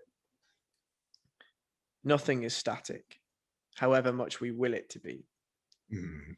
And the acceptance of a lack of stasis, I mean, essentially allows you some stasis, right? There's an ongoing conversation, an ongoing negotiation between you and the entity of life around what is static and what isn't. And that can be as tangible as a house, right? Like, you know, I want to live here at this house for the next 5 years. Okay, cool. Well, if you negotiate the necessary things like paying rent and bills and, you know, not blowing the place up, you could probably, you know, successfully negotiate that. But the other, and taking us back slightly to the point, would be something intangible, like honesty on social media, right? The negotiation between you and the entity of life and how to best present yourself in an honest fashion online is one that, as you say, needs constant attention, the same attention you'd have to pay to not setting your house on fire, right? Right. The difference is that not setting your house on fire has a very rudimentary set of rules. It's like, don't set it on fire, right? Or don't do the things that would allow you to set it on fire. Whereas because we are engaging in something that's so profoundly new and so distant from the innate understanding of what a community, quote unquote, is. A community was never millions of people, right? Never. And we don't understand how to navigate those things because dishonesty is so much easier to get away with when you're one in a million. Whereas if you were, and that's again, I don't mean to drag jiu-jitsu back because I think it's important to distance ourselves from that. But that's another reason why competition is so good, right? You can't lie in competition. It's very difficult to lie in competition, you know. Right. If the technique that you're presenting, to use your analogy, if the technique that is being presented from your body is false in that situation, it's false, right? There's not a lot that you're going to be able to do about that. Yeah. And the self-analysis point you make, it's kind of disabling and paralytic in a lot of ways, because if people engaged in the amount of self-analysis it would take in order for them to be as honestly honest, Jesus, that's terrible English, but as inherently honest as maybe they should be or want to be, the time in the day to do other things just wouldn't exist. You know? It's tough. Yeah, for sure. Yeah. Well, so I will say to that is I think you got to view it as like a process. You know what I mean? It's like, it's not something that's going to happen overnight. And I think you need to be very open to sort of like the evolution of your understanding about yourself, right? Like the evolution of your understanding about the world, right? Like I said, I always go back to those two rules. Am I being an asshole? Am I doing what I want? And then there's sub questions. What does it mean to be an asshole? Right? You know, what does it mean to know that how do I know I want it because I want it, or do I want it because someone else has made me want it? And is there necessarily even a difference? Maybe it doesn't even fucking matter, right? Like, yeah, I mean, these are questions you can ask yourself, and I'm not going to say definitively what the answers are, right? Like, I have a pretty well-defined theory of what it means to be an asshole. Like, I've thought a lot about this. So I'm planning on making posts about it at some point down the line. Yeah, I have like a very well-defined theory about what it means to be an asshole. I've thought a lot. I actually have a pretty well-defined personal theory about what good and evil are, right? Like what these things are, because I think like an asshole is fundamentally, it's evil at its root, right? It's not just an inconvenient jerk. It's something deeper than that, right? Yeah, but anyway, so like it definitely takes time and work and effort. There's a great phrase by Kierkegaard, Søren Kierkegaard, the Danish philosopher, who once said that, I'm paraphrasing, he said, life can only be understood by looking back, but it can only be lived moving forward. And so, yeah, there's a paradox there where every moment that ticks past, we're moving forward. We don't have a choice in that, right?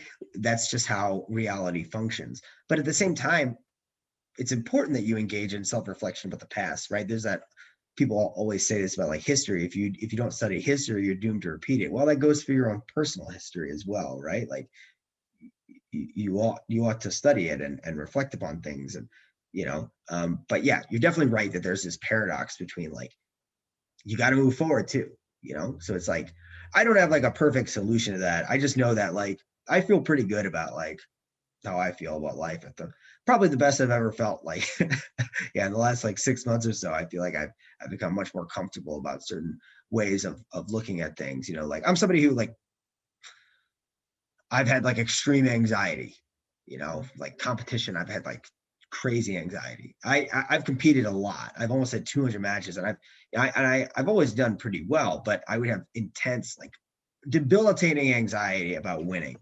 And make no mistake, I want to win, but I think I've reached a stage where I feel much more comfortable about it's not that big a deal. It's simultaneously the most important thing I would say competition is one of the most important things in my life, but it's simultaneously also not that big a deal, which is like a paradox, but like, I don't know, it might not make any sense to anyone else, but it actually does make sense to me, where it's like, there's a great quote by Ludwig Wittgenstein, my favorite philosopher, who anybody who listens to me knows at this point.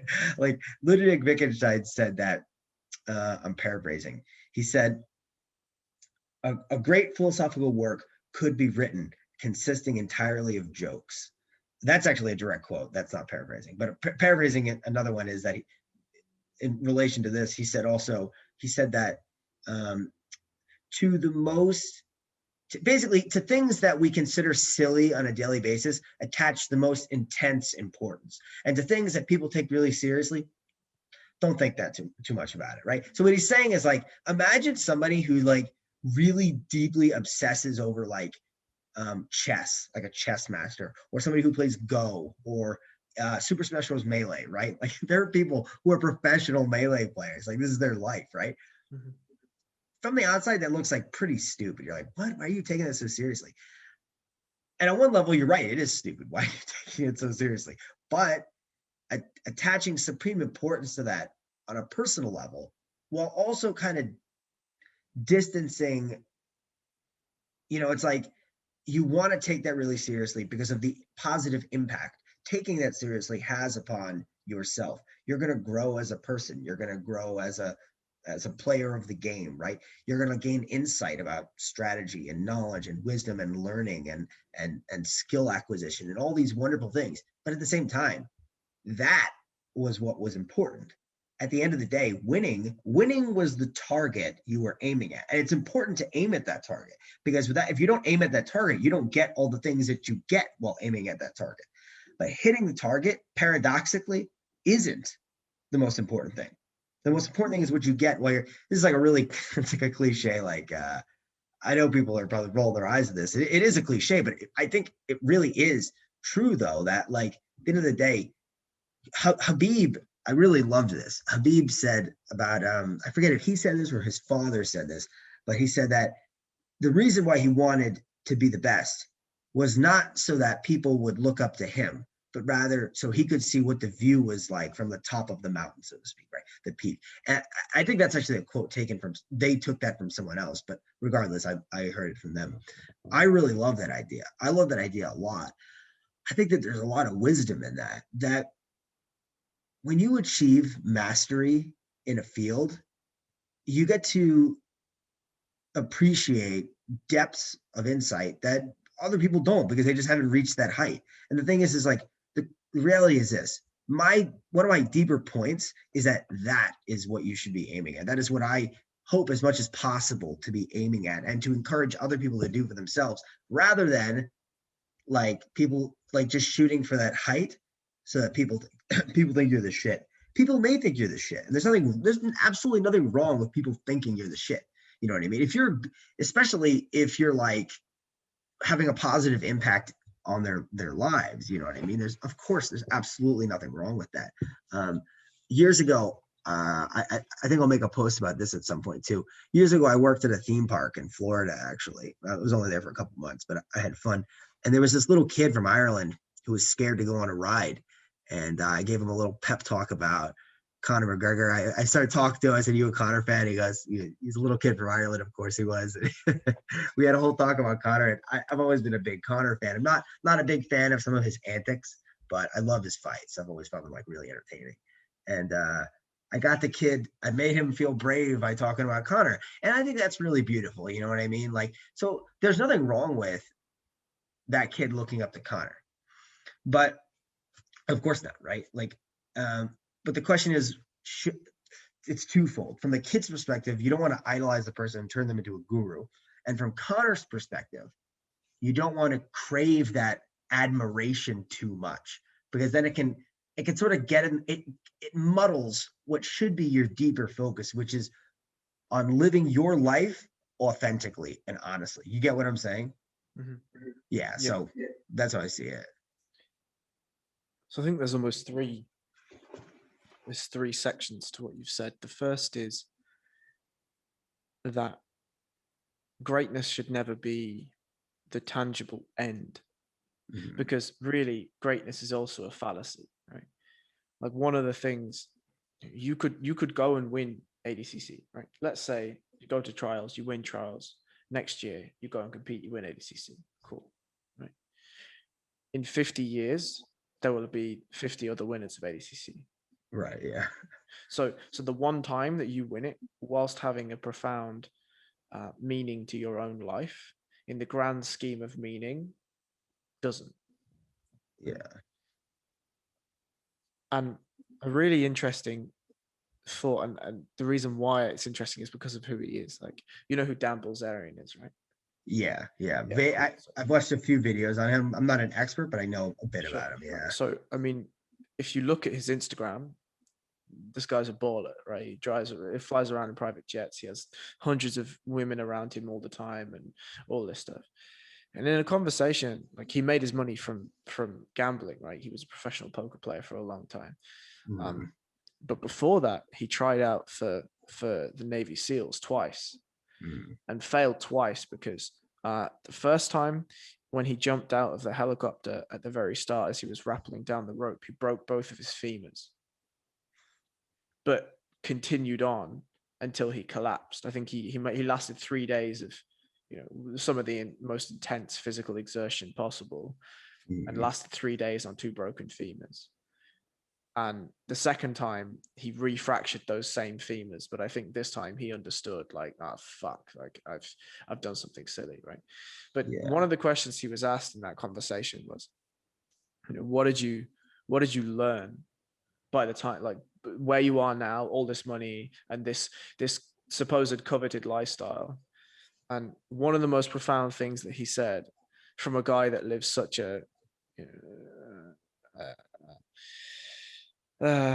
what's the word I'm looking for? Like, an indulgent lifestyle. Like, one of the most profound things he said is that actually the most fun he had was getting there. Some of the most fun he had was the arduous work, the struggle, the skill acquisition, the self-reflection, the failure, the loss, the ecstasy of the winning, right? And I think that alludes to the first section of what you've said, which is actually the most important things is the hard work, is the skill acquisition, is the understanding of strategy, is the understanding of how to learn. It's all of these things. The avenue at which we choose to undertake in order to gain those things really doesn't matter, right? And I think that's one of the things that Wittgenstein is getting to, is it doesn't really matter what you choose. It's the thing that you're acquiring along the path of choice. Because at the end of the day, and this is kind of a very overarching feeling that I have about life, and a thought that I have about life, is that we all march the same path to death, right? We all march it side by side, frankly. Yeah. I feel that all of us are adding to, like, a pantheon of knowledge, right? A pool of knowledge. Whether you choose to do nothing with your life, right? Just sit your whole life, or whether you choose to reach for something that you perceive to be great, you are adding to the pantheon of knowledge in some fashion. You're writing your own log of some fashion. Whether we want to talk, we won't talk because we'll be here for hours, but about what's predetermined, what's not predetermined, and what's choice and what's not choice. But for the purposes of this conversation, everyone makes a choice in some fashion on how they present themselves in any given situation. And aiming for greatness, whatever relative greatness is, will acquire you in some fashion growth. And I think, to your point, that's one of the most important things. It's completely relative as to whether you hit that greatness, right? If Habib never became the dominant champion he was, that wouldn't take away from his father's legacy. It wouldn't take away from his father's efficacy in that region. And frankly, it wouldn't take away from how good Habib is and was, the depth of his knowledge and the learnings and teachings that he would be able to provide. Now, of course, the exposure and the popularization of him and his father's teaching methods is exponential due to the greatness that he has achieved. But there isn't a direct and unsustainable relationship between the two of them. One can exist without the other. And to your point on competition, right? Like, it's more important that you try to win ADCC than it is that you do win it. Yeah. So, sorry, go on. No, please continue. Oh, so, okay. So, two things. First of all, it's just a silly side comment, which is, have you ever seen that movie Vision Quest? No, I don't think so. Okay, so it's a super fun 80s movie. I definitely recommend it. Anybody who likes combat sports, I recommend Vision Quest too. It's about high school wrestling, and there's a kid, and he's like a senior in high school wrestling, and he's got a goal of winning a big match. It's just like a really fun, dumb 80s movie. But I think it's super interesting is the difference of the ending between the novel and the film. In the novel, the book ends as he steps on the mat and shakes his opponent's hand. It's an opponent that he's been shooting for this guy. The guy is like considered an unbeatable killer. And he's like, I want to be this. The guy's been a 3-time state champ. And now the main character, Loudon Swain, he goes, I want to be the next state champ. And he shoots for it. And it's like, and the whole point is that it was actually the journey. It was the vision quest that was important. But in the movie, of course, they do the wrestling match and he wins the match, of course. He has to, right? And I think that's interesting that it's like, it's like, it's unsatisfying to you on a visceral level. You're like, but did he win or not? Like, I want to see what happened, right? I understand that sort of like visceral, like sort of a response as a person, right? But of course, like, and there's nothing wrong with the movie just showing it. Like, it's a fucking dumb 80s movie. Who really cares? But like, I do like that idea. I find it very interesting. This like, okay, that's what really mattered. You know what I mean? At the end of the day, that is what was important. And the second thing is, so I noticed you used the word pantheon, which I find possibly telling. Was that I like that actually. Do you view pantheon promotions as a way to like encourage the growth of grappling knowledge? Is that something you guys shoot for, or? So Pantheon was birthed before I came on board. They'd done a couple of shows before I was involved. But the one thing that I want to do, my involvement in Pantheon, is essentially exactly what you've just said. All I want to do at a very local level, because we're a UK promotion, right? The biggest thing I want to do is build UK athletes. But the overarching thing I want to do is build grappling as a thing. And the way that we do that is by putting on shows and adding to the Pantheon of Knowledge. Like I had the idea of Pantheon of Knowledge way before I joined Pantheon, but it just so fits that they use the same words. Yeah. But yeah, I mean, absolutely is the short answer. Well, that's like synchronicity right there. I don't really believe necessarily in that, but like I do think that's kind of interesting though. Wow, that's wild. Yeah. But I think Pantheon is legitimately good promotion. You guys have put on a ton of really great matches. I know you guys have had some very big matches fall out because I think we won't say names, but some big guys have been like kind of hard to work with. Yes. Yeah, but like I don't know, that is par for the course with combat sports athletes. They can be, sure. Yeah. And I've looked up my own. So I was in a tournament once. I won't say the names of the events, and I had a teammate in the bracket, and I was very insistent. He was a younger, he was like under me in terms of like the hierarchy of the team, and I was very insistent. I was like, he can be in it, but he's got to be on the other side of the bracket. So I don't want to have to face him until the finals, just out of like etiquette and courtesy we're both in the same team, but we have a different head instructor. And they put him on my side of the bracket. And I was like, what the fuck, guys? Like, so I still did the tournament, of course. And I won I won the match.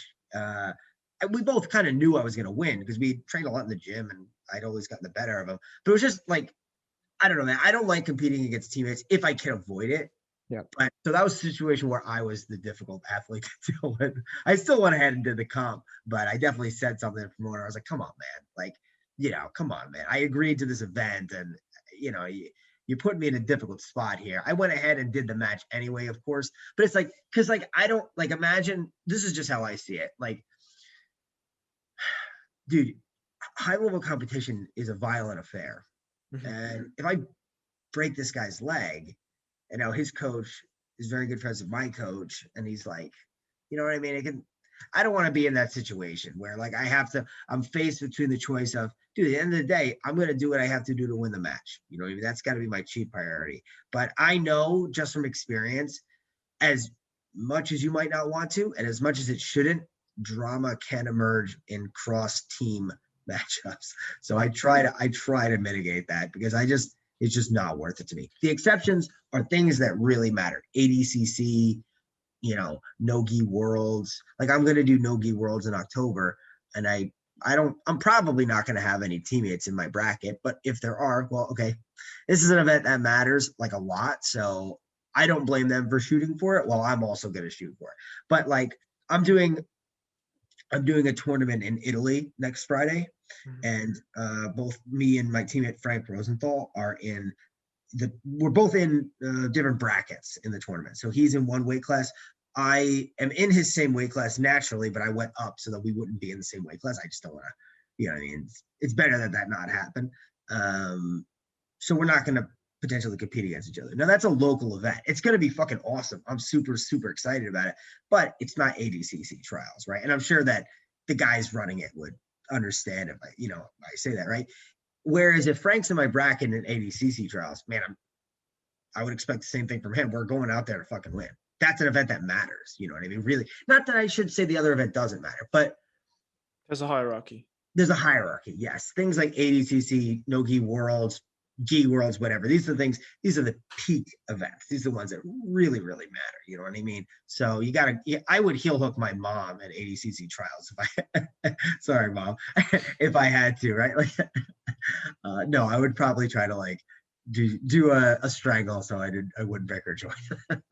But you get my point. For sure. I mean, I think there's two things. The first thing is about honesty. We've touched on honesty a lot. Like, honesty and integrity. When you're negotiating with a promotion, like two things that I think when we as Pantheon, or at least myself and Liam, we're the two guys that generally do the most negotiations. Like, the thing that we're trying to do the most is get the best deal for the athlete.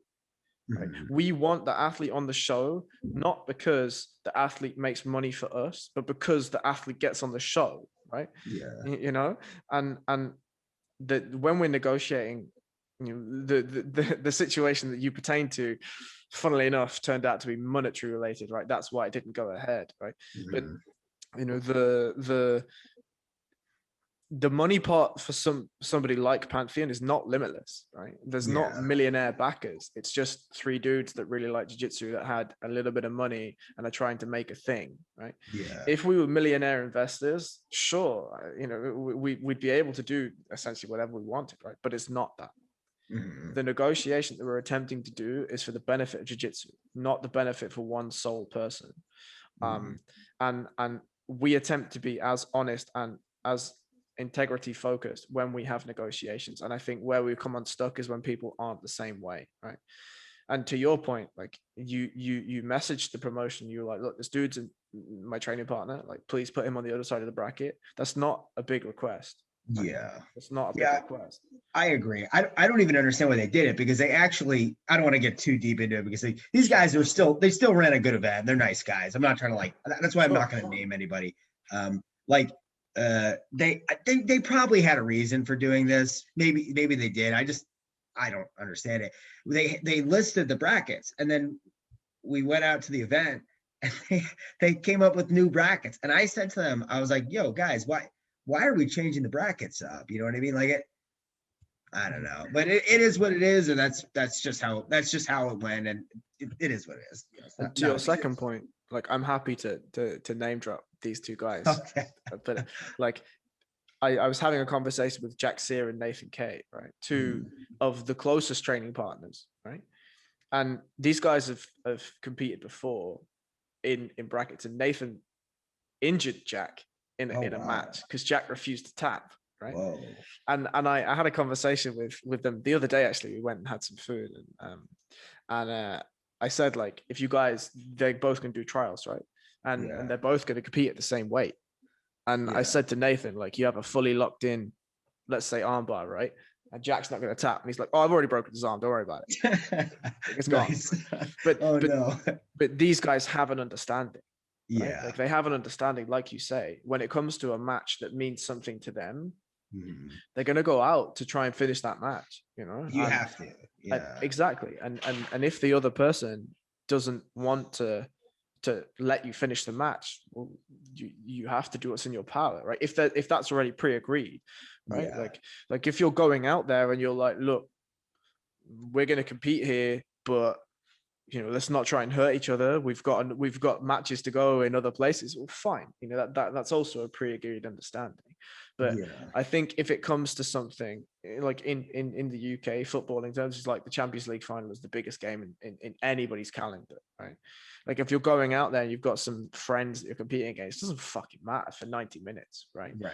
And in the same vein, if you and Frank make it to the final of the ADCC trials, you know, for the 15 minutes that you guys might be competing, or 10 minutes for you guys are competing, you're not teammates, you're individuals.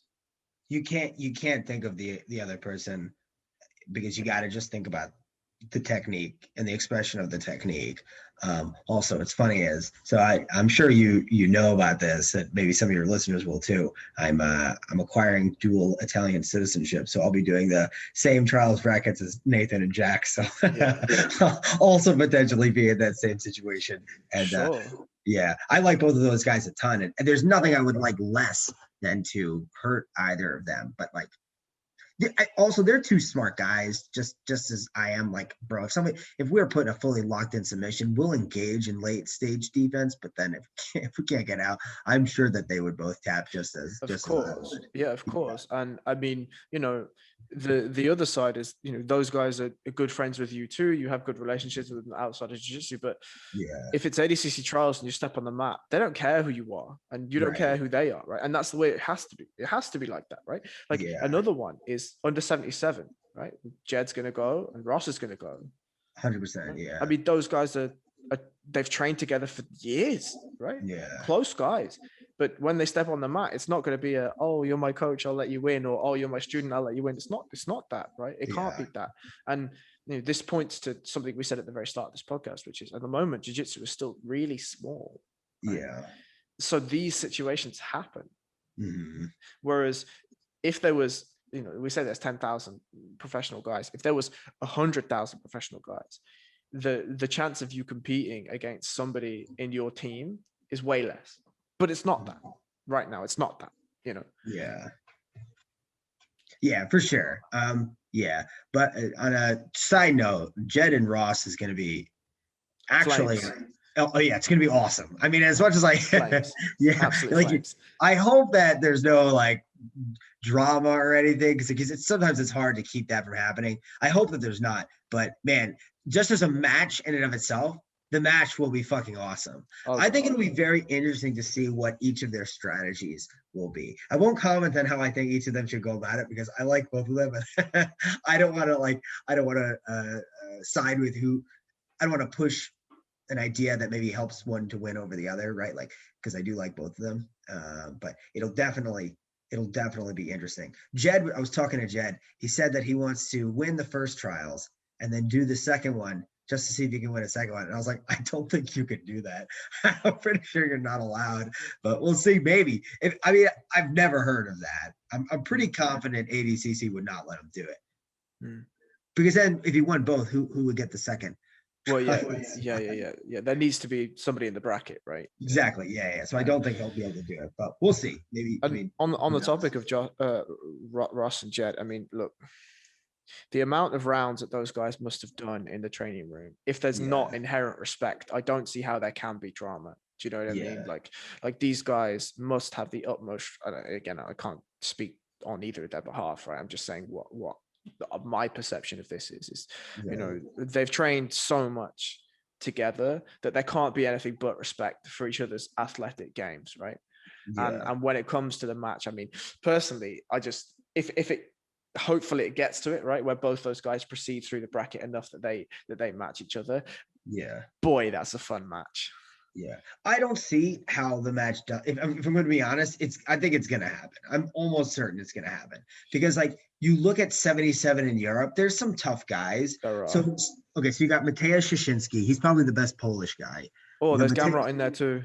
Gamrot's good. Gamrot is a better wrestler. I think Gamrot is more focused on MMA, right? So he doesn't have that hyper focus on pure grappling. I think Shinsky at this point is probably more dangerous, more well-rounded. Gamrot's tough, make no mistake. Gamrot got to the final last time. He won the second one. Remember? Yeah, he lost to Ross in the first one. Yeah. He did. So I mean, like, yeah, he got second. You're right, and I think he won fucking good. Yeah, I think he won it. I think he won it before then. But that being said, I do think that Jed and Ross are on another level of skill in 77 in Europe. I was actually considering hypothetically. I was like, if Ross gets an invite and Jed wins the first European trials, because I won't be able to do the September trials in Poland because I won't have my passport then. I'm going to Italy tomorrow, and I will hopefully have my passport in about 6 months. But I don't have it now. You need the passport to do the trials. So I will hopefully be able to do the second European trials.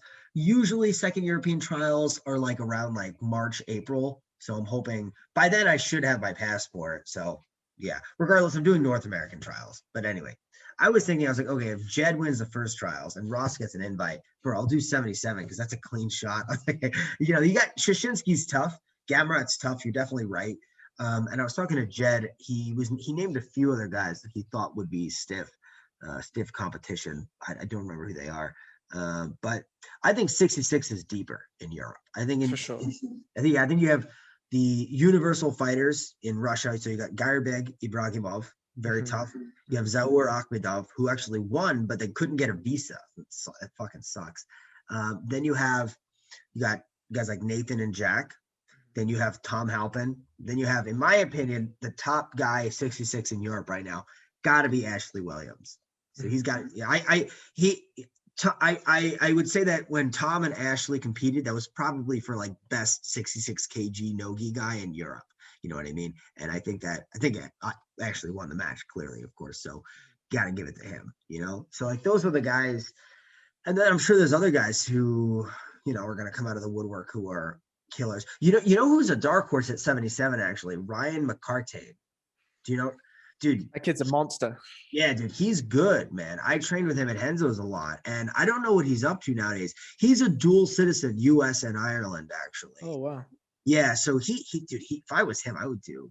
When I get my Italian passport, bro, I'm doing every trials I can. Why the fuck not? You know what I mean? Just do it. I know somebody who is a dual citizen of a North American country, an Asian country, and a European country. Bro, that's unreal. If you can't make it to ADCC with a set of passports like that, bro, it wasn't meant to be. You know what I mean? That's 6 trials you get to do. That's unreal, Yeah, but anyway, so to bring it back, Ryan McCartane, I think he's super dangerous, and could actually be a dark horse at 77. I was talking to dude, that would be a fucking awesome match. Ryan versus Jed or Ryan versus Ross. That would be an awesome match. But not a lot of people know who Ryan is. That's why. Yeah. And the thing is like, I don't know what Ryan's up to because he hasn't competed that much. He won a couple big matches and then didn't compete. And dude, I'm telling you, he was a dangerous training partner at Henzo's. Like I remember one day Danaher actually was talking to him. I don't know what they said, but listen, if Danaher is talking to you and you're in the blue basement, like he's definitely, he definitely thinks you have talent. So like, yeah, Ryan I definitely could still be a monster. So it'll be interesting to see how it plays out with his career too. Yeah, I mean, I think generally in Europe, you're either like 77 is quite a shallow bracket. Like you're either really small, right? Like, I mean, this is just European, like human stature. Like you're either like 66 or you're massive, right? Right. So it's like, yeah, like you've either got like under 99, under 88, there's enough competitors there, or you're like tiny, right? And yeah, I mean, for Tom and Ash's match, like I thought that what Ash did really well is he won two parts of the match convincingly, and one was the strategy, right? Mm-hmm. I thought Ash's strategy for that match was absolutely fantastic, and Tom's was lacking. And obviously then the technical side, right? Like obviously Ash negotiated the leg lock entanglements really, really well, and then dominated with his own game, right? And I thought that was really, really, really impressive. But you're right. Like I think Ash is the one to beat at 66. But the really interesting thing at 77 is you've got just Ross and Jed right there.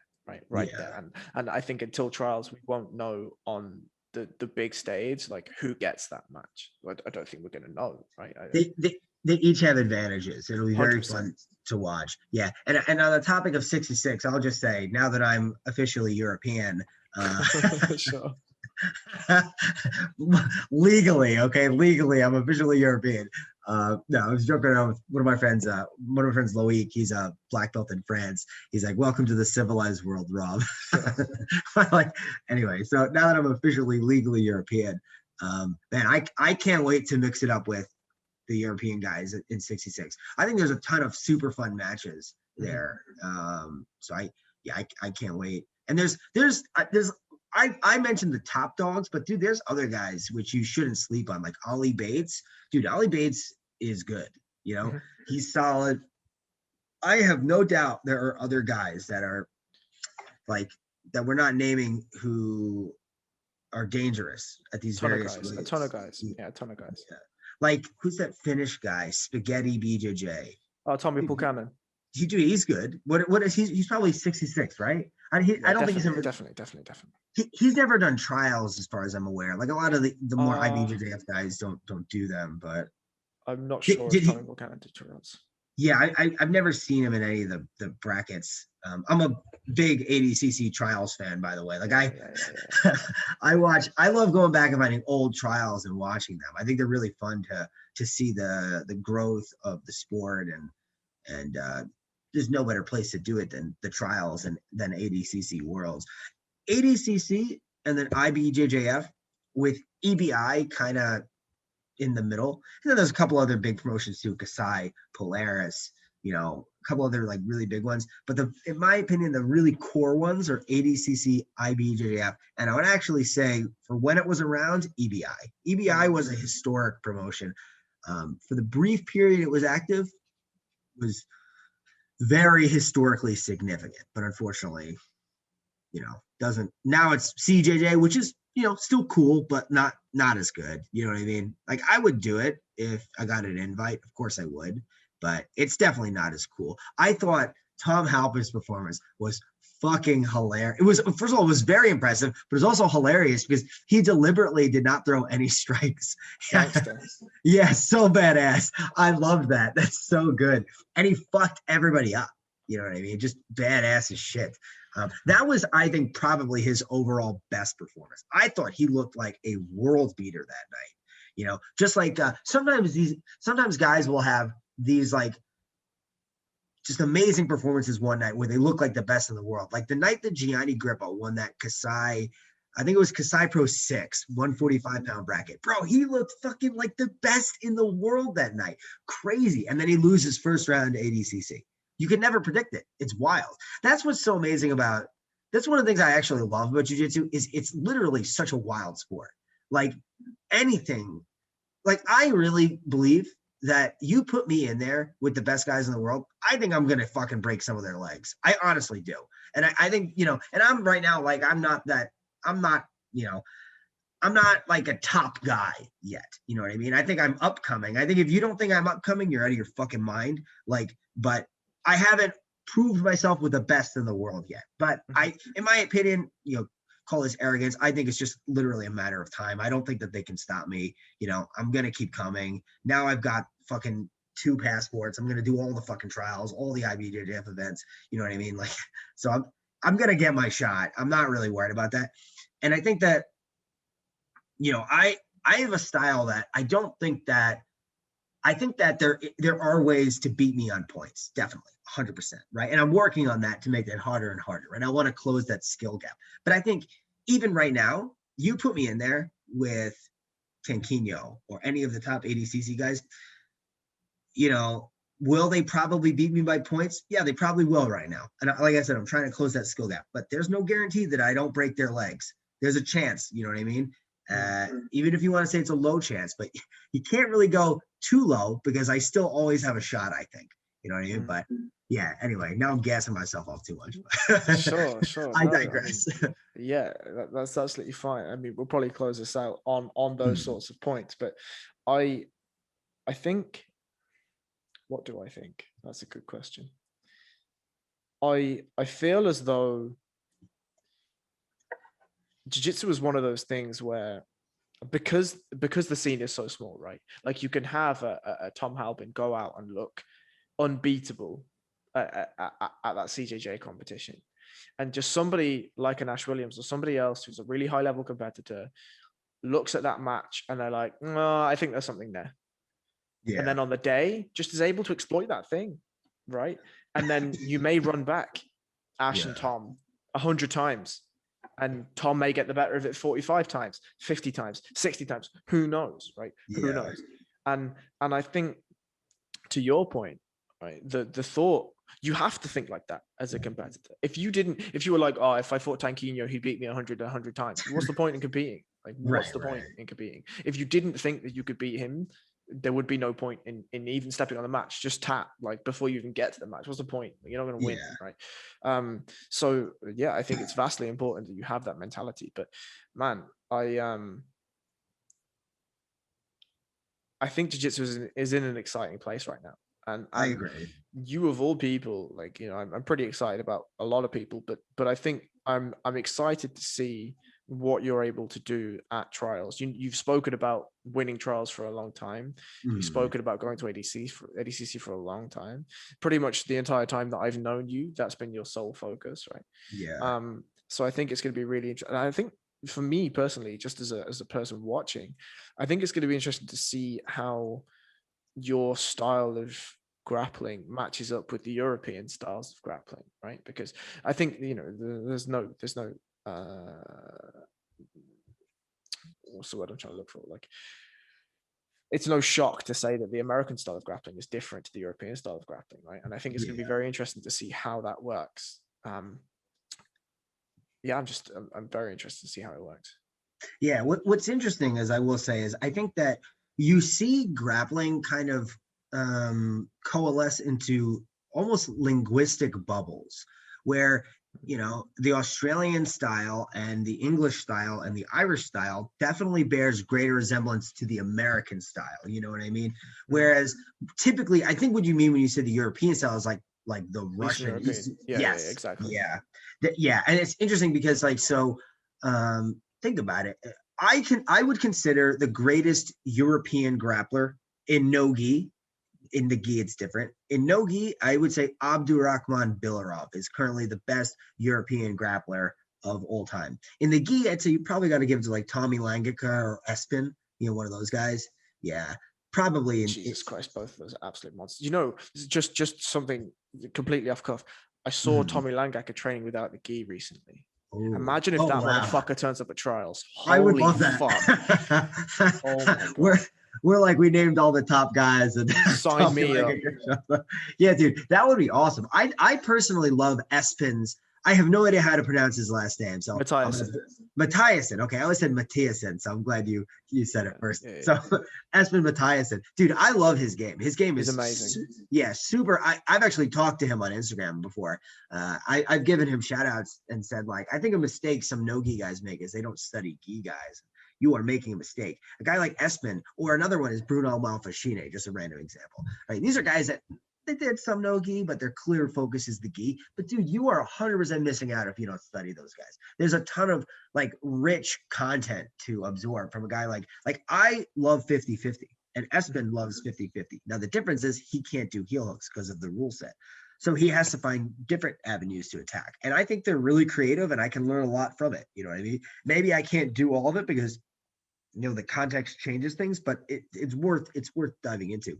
So if that guy did trials, that would be fucking awesome. That would be so cool. Like I would, first of all, I'd love to compete against him. In the gi, he would fucking destroy me. So it's not even worth either of our time. But in no gi, I think it would be very, very interesting.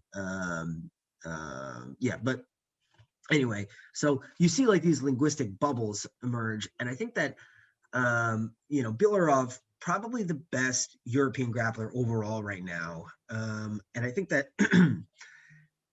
it's interesting to see, like if you think about like the information, we talked a lot about like the spread of information, right?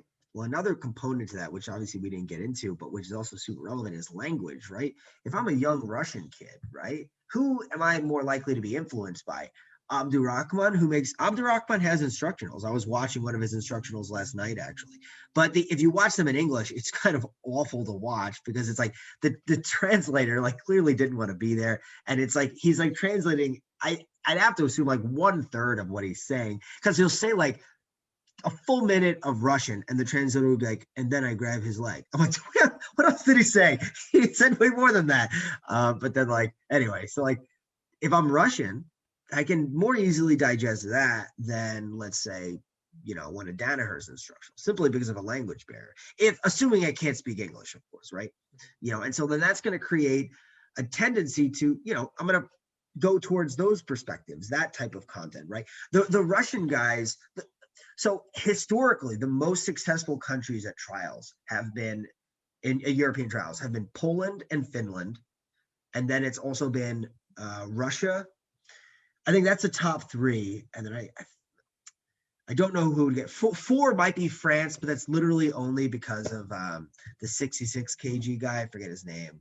Nicolas Renier. Nicolas Renier is one. Yeah, I think he kind of skews the stats a little bit because he won trials like 7 times, I think.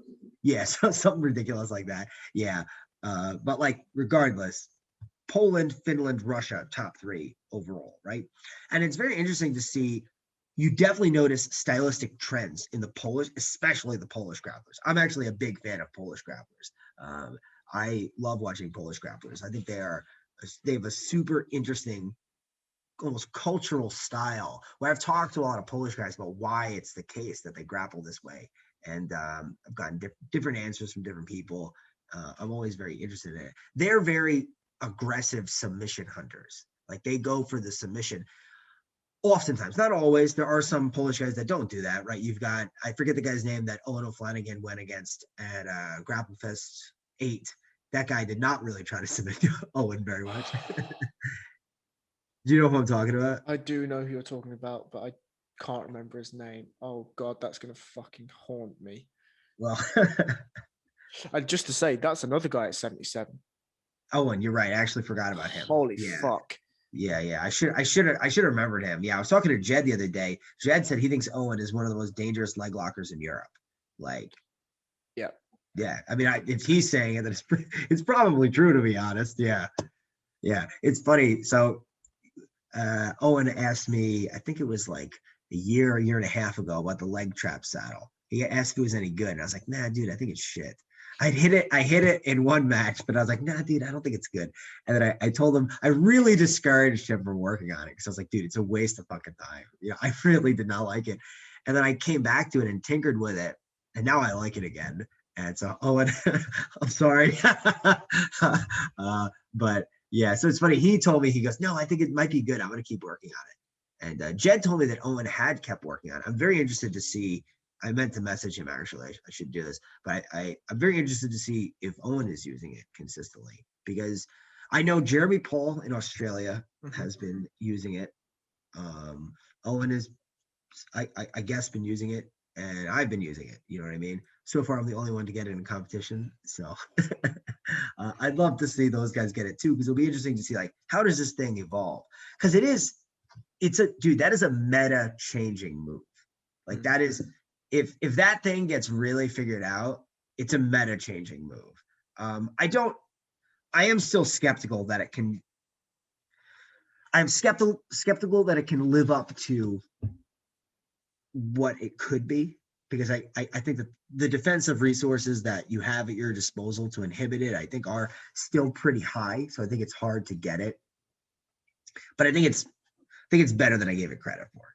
But yeah. Anyway, now I'm ranting and I should get going. I got a flight to Italy tomorrow morning. Really, no, that's absolutely fine. It's now 1:20 in the morning here. So, oh, geez. before you go, can you just tell people where they can get your instructionals, where are they going to find you, where can they find you on social media if they're living under a rock, etc., etc.?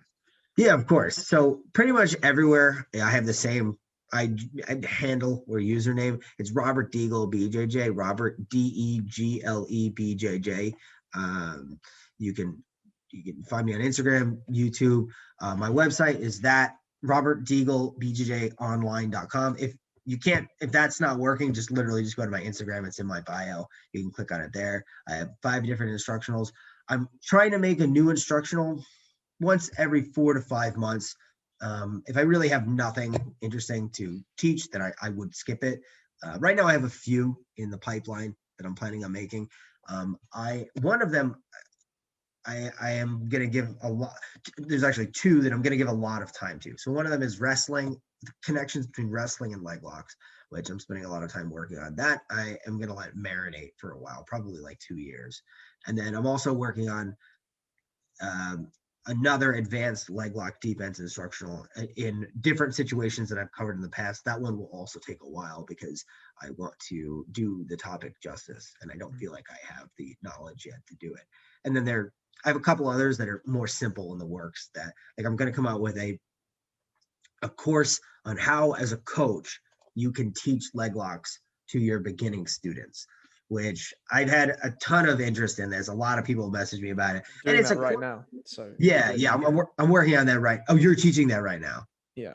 Okay, nice. So yeah, so I'm working on an instructional on it because it's like I actually didn't want to make it at first because I was like, nah, it's too basic, it's too simple. But then I had a ton of people message me actually asking if I was going to come out with something like that. And I was like, okay, if people really want this. And then I made one video on the topic and it was really well received. So I decided, you know what, if people want this, like I definitely, because like sometimes, okay, I taught a seminar recently in Utah.